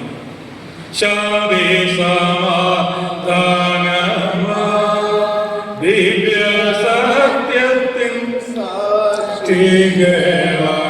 ധർമ്മത്തിൻ പുത്രരായി ചിരകാലം വാഴുക ഭാരത രാജ്യമീതിൽ. അതിന്റെ ആത്മീയാർത്ഥം പറയാം. ധർമ്മത്തിന്റെ പുത്രൻ, ധർമ്മം എന്ന് പറഞ്ഞാൽ തിരുമേനിമാരാണ്. ധർമ്മത്തിൻ പുത്രരായി ചിരകാലം വാഴുക ഭാരത രാജ്യമീതിൽ. ഭാരത രാജ്യം ജന്മസ്ഥാനമാകുന്ന ലക്ഷ്യമാതാവും എന്നാണ് അർത്ഥം. അപ്പം തിരുമേനിയുടെ മക്കളെ പോലെ ജീവിക്കുക, ധർമ്മത്തിന് പുത്രരായി ചിരകാലം. ചിരകാലം എന്ന് പറഞ്ഞാൽ ചിരകാലം എന്നും നയിക്കും. ചിരകാലം എന്ന് പറഞ്ഞാൽ എന്താണ്? എന്നും നയിക്കും. ധർമ്മത്തിൻ പുത്രരായി ചിരകാലം വാഴുക ഭാരത രാജ്യമീതിൽ. ഗുരുദേവൻ കണ്ട ഒരു രാജ്യം ഗുരുദേവന്റെ ശരീരവും ഭാരതരാജ്യത്തിൽ ജീവിക്കാൻ പറയും. ജന്മമുള്ളവനായി തീരാൻ അർത്ഥം ജന്മത്തിന്റെ അവകാശികളായി എന്നേക്കും ജീവിക്കുവാൻ, ജന്മത്തിൽ ജീവിക്കാൻ പറയും. അതാണ്. അപ്പോൾ ഒരു വിയാഡിസന്റെ പ്രത്യാശയെ പറ്റിയാണ് നമ്മൾ പറഞ്ഞുകൊണ്ടിരിക്കുന്നത്. പിന്നെന്താണ്? ഗുരുദേവൻ ഈ ഭൂമിയിലേക്ക് അവതാരം ചെയ്യുമ്പോൾ ലോക മതങ്ങളെല്ലാം നമ്മുടെ മാതാക്കന്മാരെ ഓരോന്ന് പറഞ്ഞ് തെറ്റിദ്ധരിപ്പിച്ചിരുന്നു, അല്ലേ? അതിന് ബദലായിട്ട് ഗുരുദേവൻ പറഞ്ഞൊരു കാര്യം എന്താണ്? പഴയൊരു പാട്ടുണ്ട്, ദേവലോകത്തിൽ നീയും ഓരോ എൻ സ്നേഹിതനേ,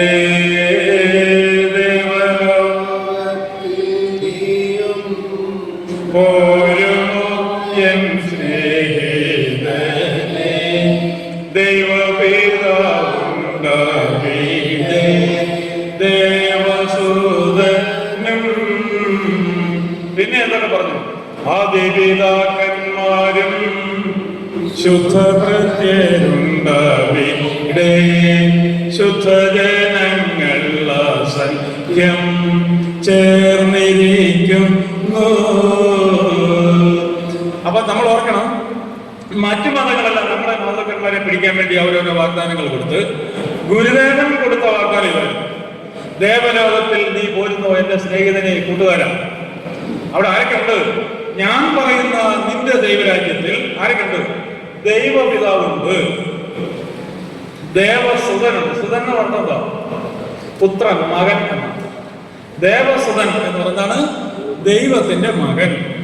ആചാര്യനുണ്ട്, തിരുമേനിയുണ്ട്, പിന്നുണ്ട് ആദിപിതാക്കന്മാരുണ്ട്. ആദിപിതാക്കന്മാരും ശുദ്ധഭൃത്യരുണ്ടാവീടേ. അവിടെ ആരൊക്കെ ഇരിപ്പുണ്ട്?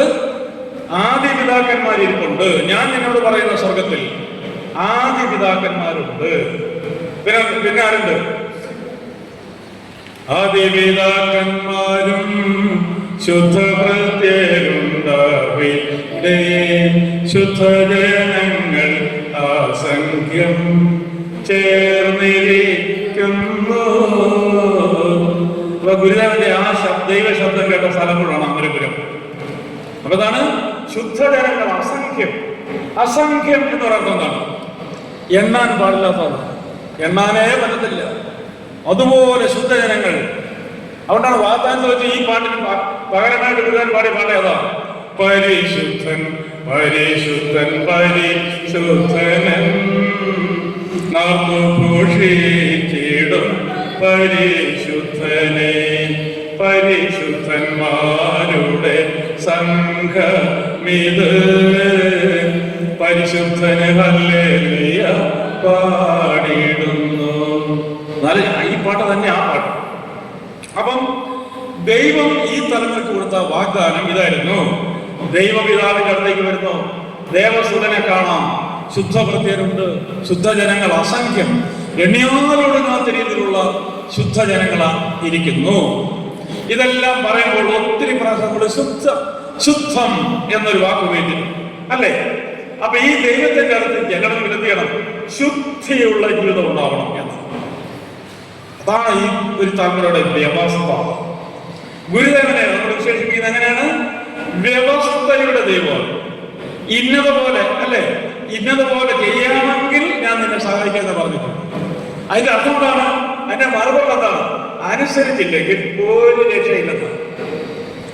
അത്തരം നമ്മുടെ ആളുകൾ ഇന്ന് ഞാൻ എരിവേലിക്ക് വരുന്നില്ലെന്ന് പറയും. അപ്പൊ നമ്മുടെ ചില അച്ഛന്മാർ പറയും, ഈ വർഷത്തെ ബഡ്ജറ്റിൽ പിരിവും തരുന്നില്ല, ഞാൻ അങ്ങോട്ട് വരുന്നുമില്ല. എന്തുകൊണ്ട്? ഞാൻ വിളിച്ചിട്ട് ദൈവം കേട്ടില്ലെന്നങ്ങ് പറഞ്ഞ് പിണങ്ങ ദൈവത്തോട്. അപ്പൊ നാലൊക്കെ അപ്പൊ നമ്മളോട് പറയുന്ന ഒരു പ്രധാനപ്പെട്ട വ്യവസ്ഥ എന്താണ്? നമ്മൾ ഇന്നും നിങ്ങളുടെ മനസ്സിൽ ഓർമ്മിച്ചോട്ട് പോകണം, ഒരു പിയാഡിസുകാരന്റെ ജീവിതം എന്തായിരിക്കണം? ശുദ്ധ ജീവിതമായിരിക്കണം. അതാണ്. എന്തുകൊണ്ട് ശുദ്ധ ജീവിതം വേണം? അടുത്ത ചോദ്യം അതാണ്, എന്തിനാ ശുദ്ധ ജീവിതം?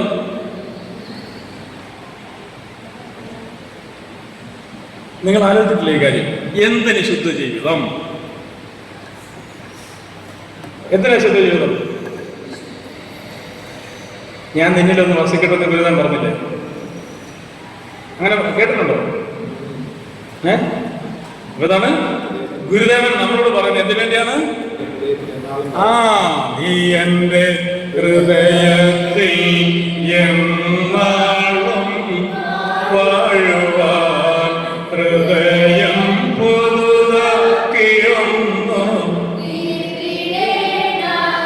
അതൊന്ന്. രണ്ടാമത്, നിന്നിൽ വസിപ്പത് എനിക്ക് ആനന്ദം എന്ന് ഗുരുദേവൻ പറയും. നിന്നിൽ വസിപ്പത് എനിക്കാനന്ദം, നിന്നിലെന്നും വസിപ്പത് എനിക്കാനന്ദം. ഗുരുദേവൻ പറയാം, ഇത്രയും അനുഗ്രഹം നമ്മളെ മനുഷ്യരാക്കി തീർന്നു ഗുരുബോധം തന്ന്. എന്നിട്ട് ഗുരുദേവൻ പറയാണ്, നിന്നിൽ വസിപ്പത് എനിക്കാനന്ദം എന്ന് ദൈവം പിയാരിസാരോട് പറയും. അപ്പൊ നാം പിയാരിസാരോട് പറയാം, കിഴി വെച്ചിട്ട് പറയാം, എന്റെ ഗുരുദേവ അങ്ങനെയുള്ള ആശയമൊന്നും നടക്കണ്ട, ഇപ്പൊ ആ പരിപാടി നടക്കത്തില്ല എന്ന് പറയും. അതാണിപ്പോ നടന്നുകൊണ്ടിരിക്കുന്നത് സഭയിൽ. അപ്പൊ എന്താണ് ഗുരുദേവൻ ഇപ്പൊ എന്റെ കൂടെ വസിക്കണ്ടെന്ന് പറയുന്നു. അപ്പൊ നാളെ ഗുരുദേവൻ പറയുന്നു, നിന്നിൽ എനിക്ക് വസിക്കാൻ ആഗ്രഹം.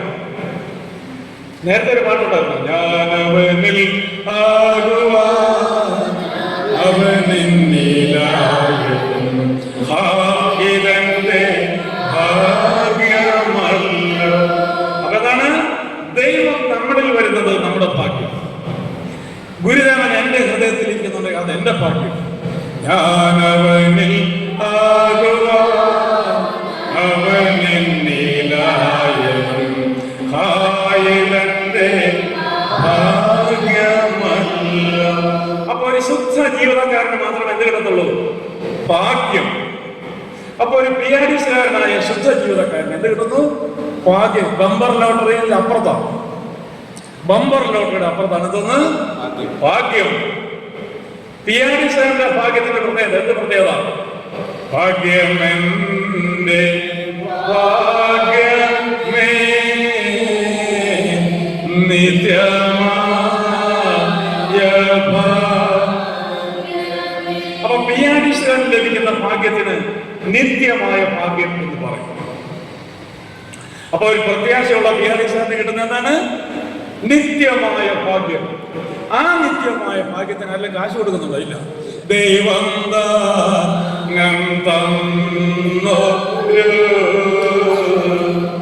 നിത്യമായ ഭാഗ്യമേ ദൈവം തന്നൊരു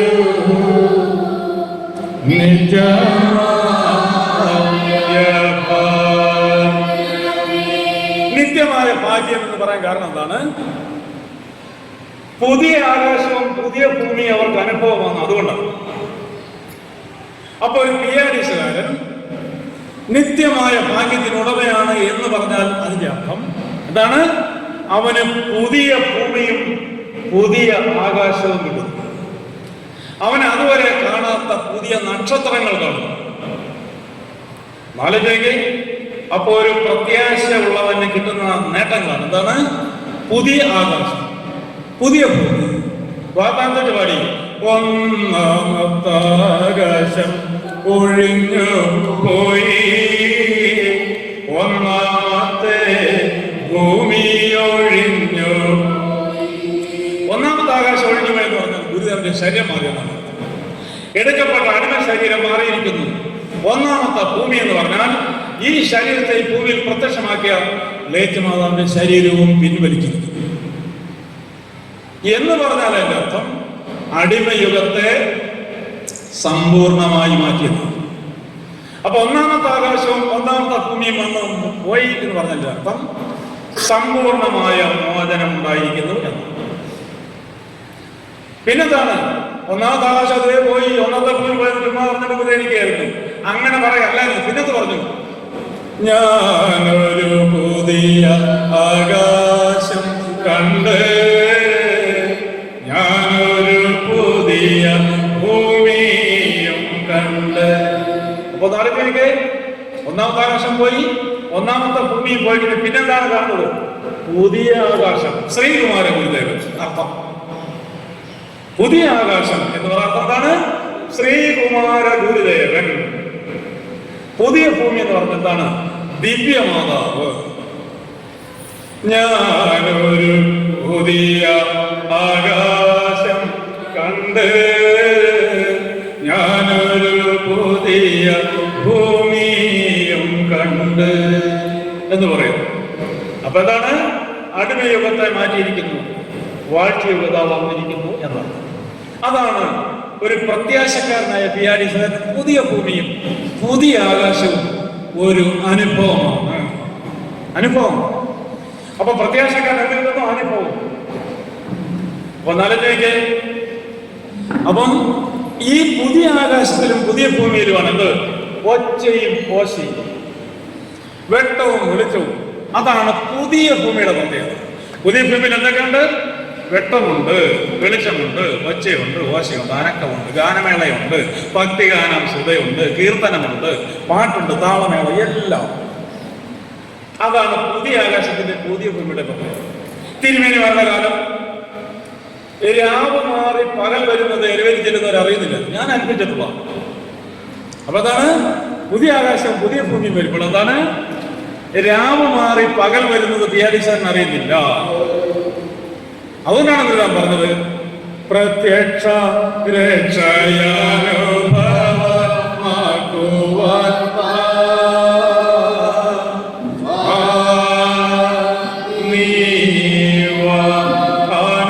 ആനന്ദമായുള്ള ഗീതങ്ങൾ പാടുവാൻ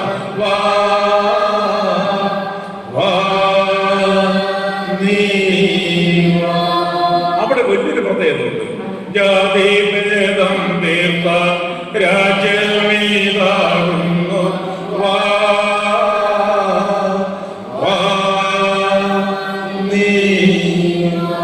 അപ്പൊ അതാണ് പുതിയ ആകാശത്തിൽ ഭൂമിയിൽ ജീവിക്കുന്നവർക്ക് ജാതിഭേദമില്ല.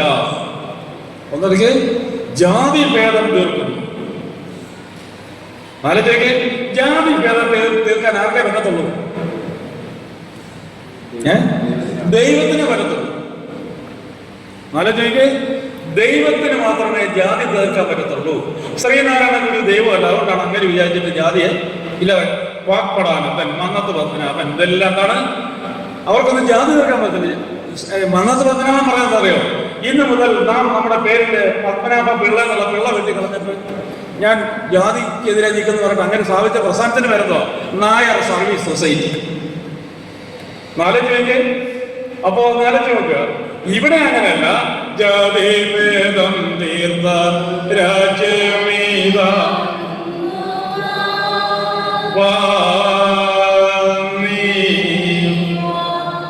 വിശക്കുന്നുണ്ടോ? ഇല്ല, സമയമായില്ല. 12 കുഴപ്പമില്ലല്ലേ? രാജ്യത്തിന് ജാതി തീർക്കാൻ പറ്റുമോ? രാജ്യത്തിന് ജാതി തീർക്കാൻ പറ്റുമോ? പറ്റത്തില്ലേ? പറ്റത്തില്ലെന്ന്. അതുകൊണ്ടാണ് ഗസറ്റിൽ പുലയാശ്ചേരമാ ഹിന്ദു മറ്റേ മറിച്ചത് എല്ലാം എഴുതി വെച്ചിരിക്കുന്നത്. അവർക്ക് ജാതി ഒന്നും പതിപ്പിച്ച് വെക്കുകയാണ്. ഗുരുദാൻ പറയുന്നത് എന്താണ്? ജാതി ഭേദം തീർത്ത രാജ്യമീതാകുന്നു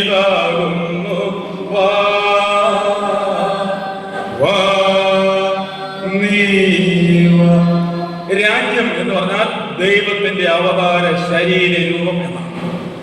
രാജ്യം എന്ന് പറഞ്ഞാണ് ദൈവത്തിന്റെ അവതാര രൂപം, അവതാര ശരീരം. ഗുരുദേവനാണ് ജാതിഭേദം തീർത്തത് അല്ലെ? അപ്പം ഒരു PRDS പ്രത്യാശക്കാരന് എന്തുണ്ട്? പുതിയ ആകാശം പുതിയ ഭൂമി ഉണ്ട്. പിന്നെന്തുണ്ട്? ഒരു PRDS അനുഭവിക്കുന്നതാണ് പുതിയൊരു യുഗം. പിന്നെന്താണ് ഒരു PRDS അനുഭവിക്കുന്ന സംഭവം? എന്താണ്? പുതിയൊരു യുഗം. പാട്ടുണ്ട് അല്ലേ? എല്ലാത്തിനും പാട്ടുണ്ട്. പുതിയൊരു യുഗമല്ലോ ദൈവേ, പുതിയൊരു യുഗമല്ലോ ദൈവേ, പുതിയൊരു യുഗം തന്നിൽ അമ്പോ ചെങ്കതർ വീശും നേ. യുഗം എന്ന് പറഞ്ഞാൽ തിരുമേനിമാണ്.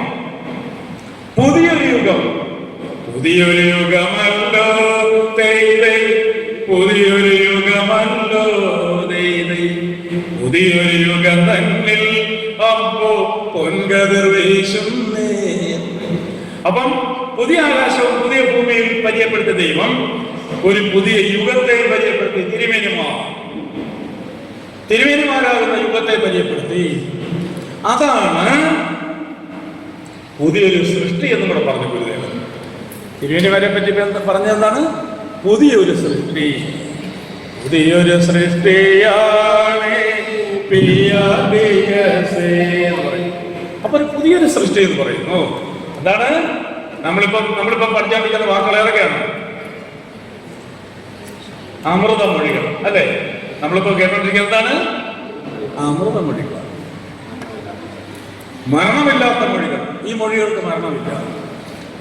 ഇതിൽ പ്രതിപാദിക്കുന്ന ദൈവത്തിന് മരണമില്ല. ആ ദൈവം നമ്മളോട് പറയാണ്, മരണമിനി കാണുകയില്ല, ഒട്ടും ദുഃഖ മുറ വിളികളില്ല. ദൈവത്തിന് മരണം, നിനക്കും മരണമില്ലെന്ന് പറയുന്നത്. അങ്ങനത്തെ ഒരു ദൈവം എവിടെ ഉണ്ടോ? ദൈവത്തിനോ മരണമില്ല. ദൈവത്തെ വിശ്വസിക്കുന്നവർക്കും മരണമില്ലാതാക്കിയ ഒരു ദൈവം. അതാണ് ഭൂമിയിൽ ചൊല്ലുവാൻ കാണുന്നു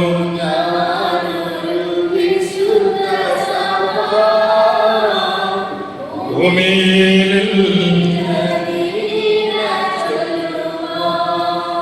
അപ്പൊ നമ്മളിപ്പോ പറഞ്ഞുകൊണ്ടിരിക്കുന്നത് ശുദ്ധ ജീവിത പ്രവൃത്തിയാണ്. അത് ഒരു മൂലയ്ക്ക് വന്നതേ ഉള്ളൂ അല്ലേ? പിന്നെ പറയുന്നു പുതുശക്തി. അപ്പൊ ഒരു പിയാഡിസുകാരൻ എന്ത് കിട്ടുന്നു? ശക്തിയാം ശക്തിയാം ശക്തിയാം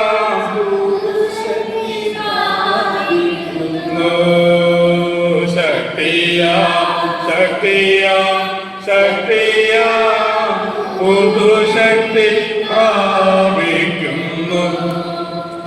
ശക്തി എന്താണ്?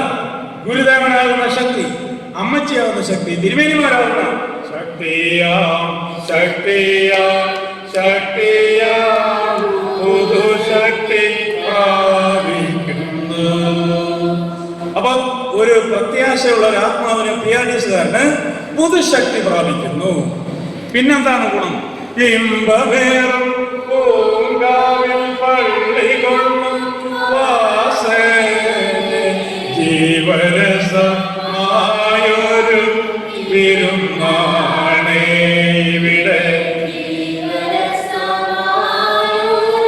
വിരുന്നാണ് ജ്ഞാനമാം ജ്ഞാനമാം ജ്ഞാനമാം ജ്ഞാനത്തിൻ ദീപമേ എന്ന് പറയുന്നു ഗുരുദേവൻ. പിന്നെ പറയുന്നുണ്ട് ഗോത്രക്ഷേത്രത്തിൽ തിളങ്ങി വിളങ്ങിടും ജ്ഞാനദീപം എന്നൊക്കെ പറയും. അപ്പൊ നമ്മളെ എന്നിരിക്കുന്ന ഗുരുദേവൻ ഗാത്രക്ഷേത്രം എന്ന് വിളിച്ചു.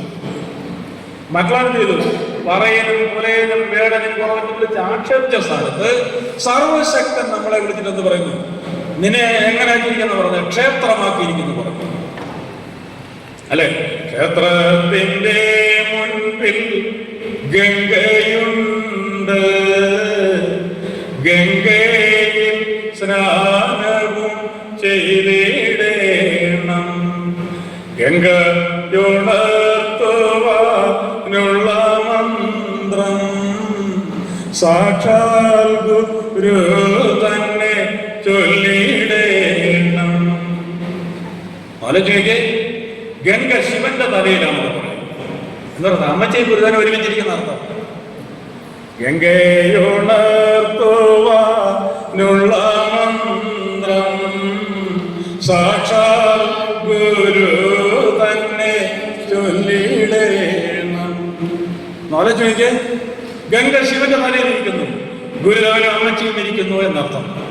ഈ ഗുരുദേവനെ അമ്മച്ചി ഉണർത്താനുള്ള മന്ത്രം സാക്ഷാൽ ആചാര്യ ഗുരു തന്നെ ചൊല്ലണം. സാക്ഷാൽ ഗുരു തന്നെ ചൊല്ലിടേണം. ആലോചിക്കേ, ഗംഗയുണർത്തി കുളിച്ചിടുകിൽ ദൈവത്തെ കണ്ടു കുളിച്ചിടാമേ. ആലോചിക്കേ, സാക്ഷാൽ ഗുരു വന്ന് ദൈവത്തെ പറ്റി പറയുന്നു. ഗംഗയെ ഉണർത്തി കുളിച്ചിടുകിൽ എന്ത് ചെയ്യണം? ദൈവത്തെ തന്നെ കണ്ടു കുളിക്കാമെന്ന് പറയുന്നു. എന്ന് പറയാൻ അർത്ഥം എന്താണ്? വാഴ്ചനദേവനും അമ്മച്ചിയും തിരുമേനിയും കൂടെ മനസ്സ് വെച്ചാൽ ദൈവത്തിൽ സ്നാനപ്പെടാമെന്ന് പറയുന്നു.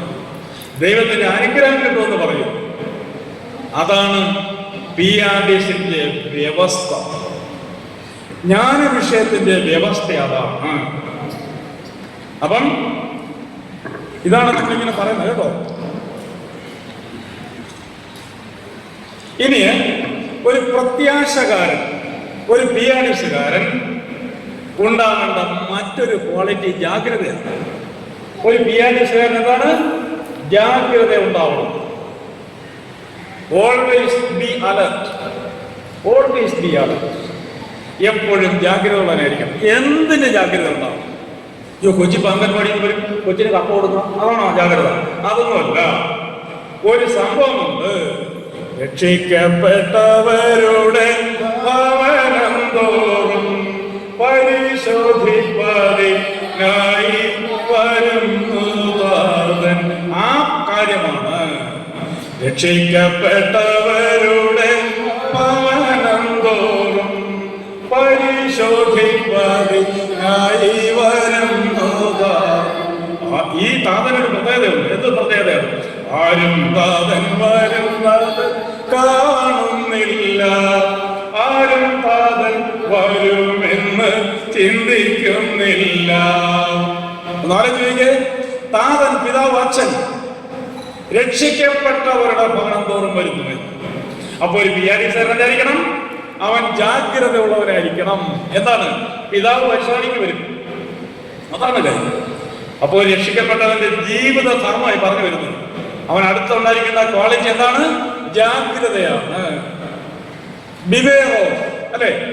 ജാഗ്രതയുള്ളവനായിരിക്കണം. ഇതിനെ പറ്റി രക്ഷിക്കപ്പെട്ടവരുടെ ഭവനം തോറും പരിശോധനയ്ക്കായി ദൈവം വരുന്നു. ആ സമയത്ത് ദീപം തെളിയും, ആ സമയത്ത് പ്രാർത്ഥന നടക്കണം. ആലോചിക്ക്, അവന്റെ ഉത്തരവാദിത്തമാണ്. അപ്പൊ രക്ഷിക്കപ്പെട്ടവരുടെ ഭവനം എപ്പോഴും പരിശുദ്ധമായിരിക്കണം എന്നാണ്. അവന്റെ വീട്ടിൽ ചന്ദനത്തിരി കത്തണം, ദിനേശ് പീടി ദൂരെ കളയണം. അതാ അവന്റെ വീട്ടിൽ എന്താണ്?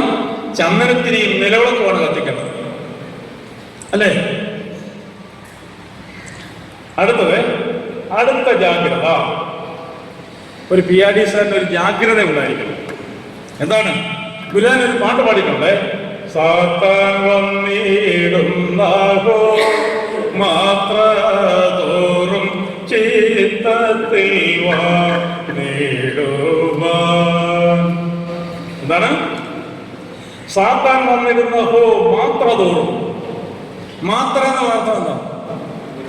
ഒരു നിമിഷം കണ്ണടയ്ക്കുന്ന സമയത്തിനാണ് മാത്ര എന്ന് പറയുന്നത്. സാത്താൻ മാത്ര തോറും വരുന്നു. പിശാചാണ് തെറ്റായ വഴികളിലേക്ക് ആളുകളെ നയിക്കുന്നത്. അടുത്തിരിക്കുന്ന ചെറുക്കന് മോന്തയ്ക്ക് ഒരു പെൻസിൽ കൊണ്ട് കുത്തണമെന്ന് ഒരു ചെറുക്കന് തോന്നുന്നുണ്ടെങ്കിൽ അവനിൽ സാത്താൻ പ്രവർത്തിക്കുന്ന അർത്ഥം. വേറെ തന്നെ ബാഗ് വലിച്ച് ഫോണ വലിച്ചിട്ട് ഓടുക, വേറെ തന്നെ ഇവരൊക്കെ ഇഷ്ടമുള്ളത് കാണുന്ന, അല്ലേ? അപ്പൊ എന്താണ്? ചീത്ത പ്രവർത്തികൾ ഒന്നും ചെയ്യരുത്. അതിനെ പ്രേരിപ്പിക്കുന്ന ആരാണ്? സാത്താനാണ്. ആ സാത്താനിൽ നിന്ന് നമ്മളെ രക്ഷിക്കുന്ന ആരാണ്? ദൈവശക്തിയാണ്. ദൈവശക്തി വേണം നമ്മൾ എന്ത് ചെയ്യണം? പ്രാർത്ഥിക്കണം. അതാ പിയാഡിസുകാരനെ ഒരു കുഴപ്പമുണ്ടായിരിക്കുന്നത് എന്തുകൊണ്ടാണ്? ദൈവം ഇടവും വലവും മുമ്പും പിമ്പും കാവലായി നിൽക്കുന്നുകൊണ്ടാണ്. പ്രത്യാശ മനസ്സിലെ ദൈവാനുഗ്രഹം ഉണ്ടാകുന്നത് അതാണ്.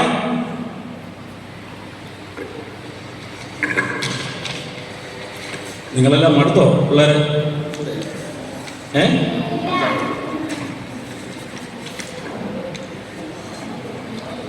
അപ്പോ നമ്മൾ ഒത്തിരി കാര്യങ്ങൾ പറഞ്ഞില്ലേ? അപ്പൊ ഒരു പിയാഡിസുകാരന്റെ പ്രത്യാശ, അവന്റെ കടമ, കർത്തവ്യം, അല്ലെ? അവനൊരു പ്രതിജ്ഞ, അല്ലെ? പ്രതിജ്ഞ എന്താണ്? സത്യം പറയണം, സത്യത്തിൽ പ്രവർത്തിക്കണം, സത്യത്തിന്റെ സാക്ഷിയാണ്. അപ്പോ നിങ്ങളെല്ലാവരും ഇന്ന് മുതൽ എന്ത് ചെയ്യണം? സത്യം പറയണം. 100% സത്യം പറഞ്ഞാൽ ഈ സത്യം എന്ന് പറഞ്ഞാൽ എന്താണ്? തിരുമേനിമാരെ പറ്റി പറയണമെന്നായി പറഞ്ഞിരിക്കുന്നത്, അല്ലെ? മനുഷ്യനെ ജനിക്കുവാൻ ശാലയിൽ കള്ളം പറയാതിരിക്കത്തില്ല, അല്ലെ? അപ്പൊ കുറച്ചേലും സത്യം പറയണേ എന്ന് പറഞ്ഞാൽ ദൈവ വിഷയത്തെ പറ്റി പറയണമെന്നാണ് അർത്ഥം. പിന്നെ ഗുരുദേവൻ, ഞാൻ ചുരുക്കുക കേട്ടോ.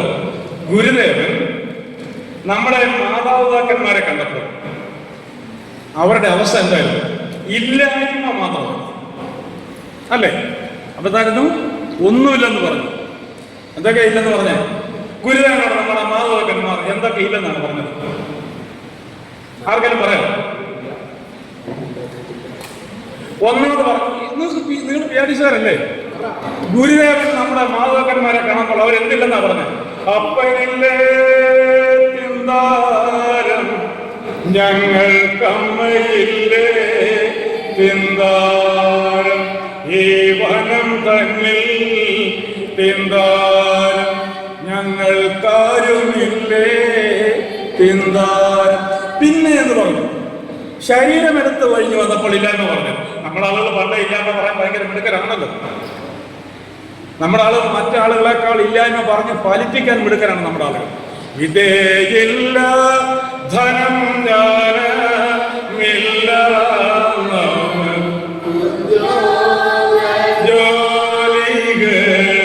ജോലികളൊന്നുമില്ല.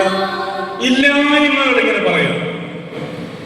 നാലഞ്ചേക്ക് ഒത്തിരി ഇല്ലായ്മകൾ പറഞ്ഞ് അങ്ങനെ ഇല്ലായ്മകൾ കേട്ടുമടുത്ത ദൈവം എന്ത് ചെയ്തു? എല്ലാം തരും എന്ന് പറഞ്ഞു. ഞാൻ ഈ ക്ലാസ് ചുരുക്കുകയാണേ. അപ്പൊ എന്താണ് ഇനി നിങ്ങളോട് എനിക്കൊരു കാര്യം പറയുള്ളത്? നമ്മുടെ അടിമപിതാക്കന്മാർ കഴിച്ച ഭക്ഷണം ഒരു 10 എണ്ണത്തിന്റെ പേര് നിങ്ങൾ അടുത്ത ആഴ്ച എഴുതിക്കൊണ്ടൊന്നും അധ്യാപനം ഏൽപ്പിക്കും. ഒരു സ്റ്റഡി വർക്കൊക്കെ തരികയാണ്. എന്ത് ചെയ്യണം? അടിമപിതാക്കന്മാർ കഴിച്ച ഭക്ഷണം 10 ഇനം എഴുതിക്കൊണ്ട് അടുത്ത ആഴ്ചയിൽ അധ്യാപനം ഏൽപ്പിക്കണം. എഴുതായിരുന്നല്ലേ? അപ്പം അതെല്ലാം നമ്മുടെ അമ്മയപ്പന്മാരുടെ ദുരിതവും അല്ലേ? അതുകൊണ്ട് ഇതെല്ലാം കേട്ട ദൈവം എന്ത് ചെയ്തു? സകലതും തന്നു.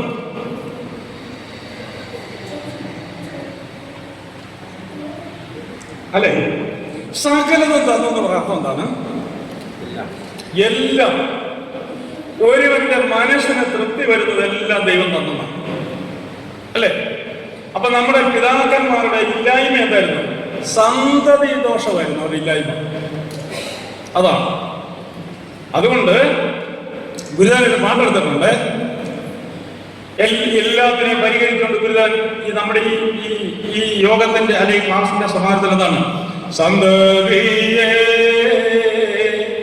എനിക്ക് തന്നതിന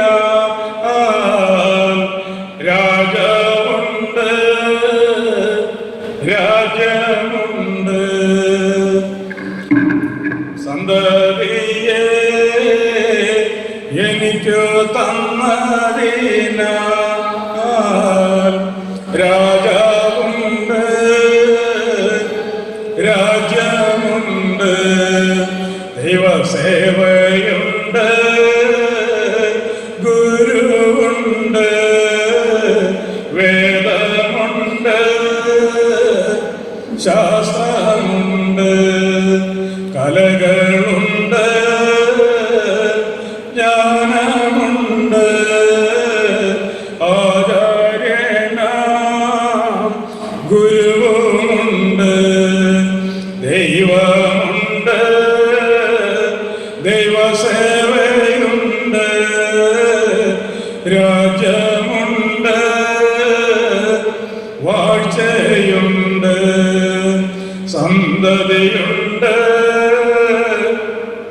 നിയമമുണ്ട് ജന്മമുണ്ട് 8 പട്ടമുണ്ട് 4 വാതിലുണ്ട് ഗുരുക്കളരിലുണ്ട്. അപ്പൊ അതാണ് ദൈവം ഈ തലമുറക്ക് നൽകിയ വരദാനങ്ങളെ പറ്റിയാണ്. സന്തതിയെ എനിക്ക് തന്നതിനാൽ രാജമുണ്ട് രാജ്യമുണ്ട്. അപ്പൊ ദൈവത്തിന്റെ സന്തതിയാകുന്ന ആചാര്യനെ പ്രത്യക്ഷമാക്കി കഴിഞ്ഞപ്പോഴാണ് നമുക്ക് എന്തൊക്കെ ഉള്ളത്? രാജമുണ്ട് രാജ്യമുണ്ട്. ആചാര്യൻ പ്രത്യക്ഷമായി കഴിഞ്ഞപ്പോൾ നമുക്ക് എന്തുണ്ട്? വാഴ്ചന് അധിപനാകുന്ന രാജാവുണ്ട്. രാജ്യം എന്ന് പറഞ്ഞാൽ അവതാര ശരീര രൂപം. പിന്നെന്തൊക്കെയുണ്ട്? ദൈവസേവയുണ്ട് ഗുരുവുമുണ്ട്. പിന്നെന്തുണ്ട്?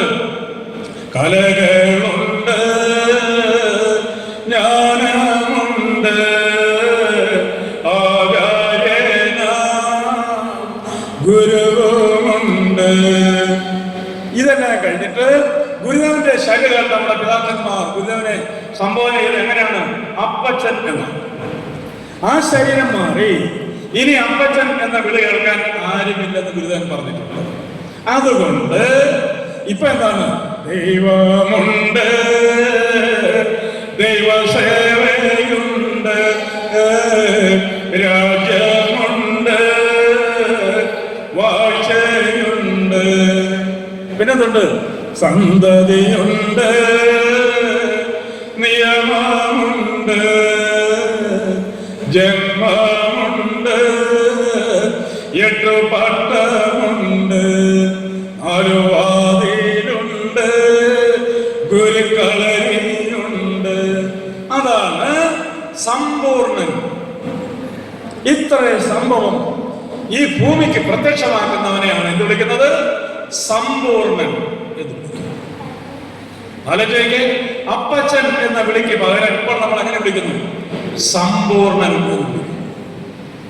സമ്പൂർണ്ണനായിട്ട് സായുജ്യം പ്രാപിക്കുക എന്ന് പറയും. അപ്പൊ സമ്പൂർണ്ണനായിരിക്കുന്ന ദൈവം, ആ സമ്പൂർണ്ണനായിരിക്കുന്ന ദൈവമാണ് 8 വട്ടവും ഗുരുക്കളരെയും ആചാര്യനും വാഴ്ചയും ദൈവസേവയും ആചാര്യസേവയും ഗുരുസ്ഥാനവും എല്ലാം തന്ന് 8 വട്ടവും 4 വാതിലുകളുമായി വരുന്നു. നമ്മൾ ആലോചിക്കില്ലേ അതിന്റെ ചരിത്രപരമായ പശ്ചാത്തലം? ഗുരുദേവന്റെ തീരുമാനിച്ചിരിക്കുന്ന കാര്യമാണ് 8 വട്ടം 4 വാതിലും 61 അടി ഓരോന്നും ഗുരുദേവന്റെ മനസ്സിലിരുന്ന കാര്യമാണ്. ആചാര്യ ഗുരുവിന്റെ യൗവനകാലത്താണ് വിശുദ്ധ മണ്ഡപത്തിന്റെ പണി ആരംഭിക്കുന്നത്. ഗുരുദേവൻ മനസ്സിൽ കരുതി വെച്ചിരുന്ന കാര്യമാണിത്. തെക്കും വടക്കും കിഴക്കും പടിഞ്ഞാറും വിറ്റുവില വാങ്ങി പോയവർക്കാർ നാളെ വീട് വന്നൊന്നിച്ചു കൂടുവാൻ 4 മുഖമുള്ള മണ്ഡപം എന്ന് പറഞ്ഞു. അത് പ്രത്യക്ഷത്തിൽ വന്നപ്പോൾ ആചാര്യന്റെ ശരീരകാലത്ത് നാലോചിക്കെ 1939 ഗുരുദേവന്റെ തിരുശരീരം മാറുന്നു. 1953 ഇപ്പോ നമ്മൾ കാണുന്ന വിശുദ്ധ മണ്ഡപത്തിന്റെ നിർമ്മാണം ആരംഭിക്കുന്നത്. ജന്മമുണ്ട്, 8 വട്ടമുണ്ട്. അപ്പൊ നാലോചിക്കെ സന്തതി പ്രത്യക്ഷമായി കഴിഞ്ഞാണ് ഇതെല്ലാം അതായത് ഈ ഭൂമിയിൽ നമുക്ക് കാണാവുന്ന രീതിയിൽ പ്രത്യക്ഷമാക്കുക. അതാണ് പിയാർഡിസിന്റെ അമൃത മൊഴി. ഇതാണ് മരണമില്ലാത്ത മൊഴി. ദൈവം മനസ്സിൽ കരുതിയ കാര്യങ്ങൾ വിധിക്കുന്നു. തിരുവേലിമാരിലൂടെ അമ്മച്ചിയിലൂടെ ഈ ലോകത്തെ പ്രത്യക്ഷമാണ്. നമ്മൾ മനസ്സിലാക്കേണ്ട കാര്യം അതാണ്.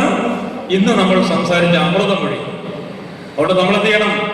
നമ്മൾ ഈ ദൈവത്തെ ഓർക്കണം, ദൈവത്തെ പ്രാർത്ഥിക്കണം, ദൈവത്തെ സ്വീകരിക്കണം. അതാണ് ഒരച്ചടക്കമുള്ള ഒരു ജീവിതം നമുക്കുണ്ടാവണം.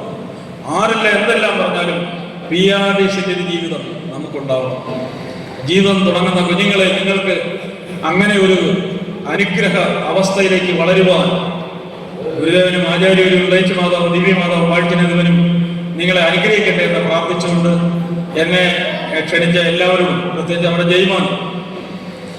ജയ്മോന്റെ കൂടെയുള്ള അധ്യാപകർ എല്ലാവരോടും പ്രത്യേകം നന്ദി അർപ്പിച്ചുകൊണ്ട് വാക്കുകൾ തൽക്കാലം നടത്തുന്നു. എല്ലാവർക്കും നന്ദി.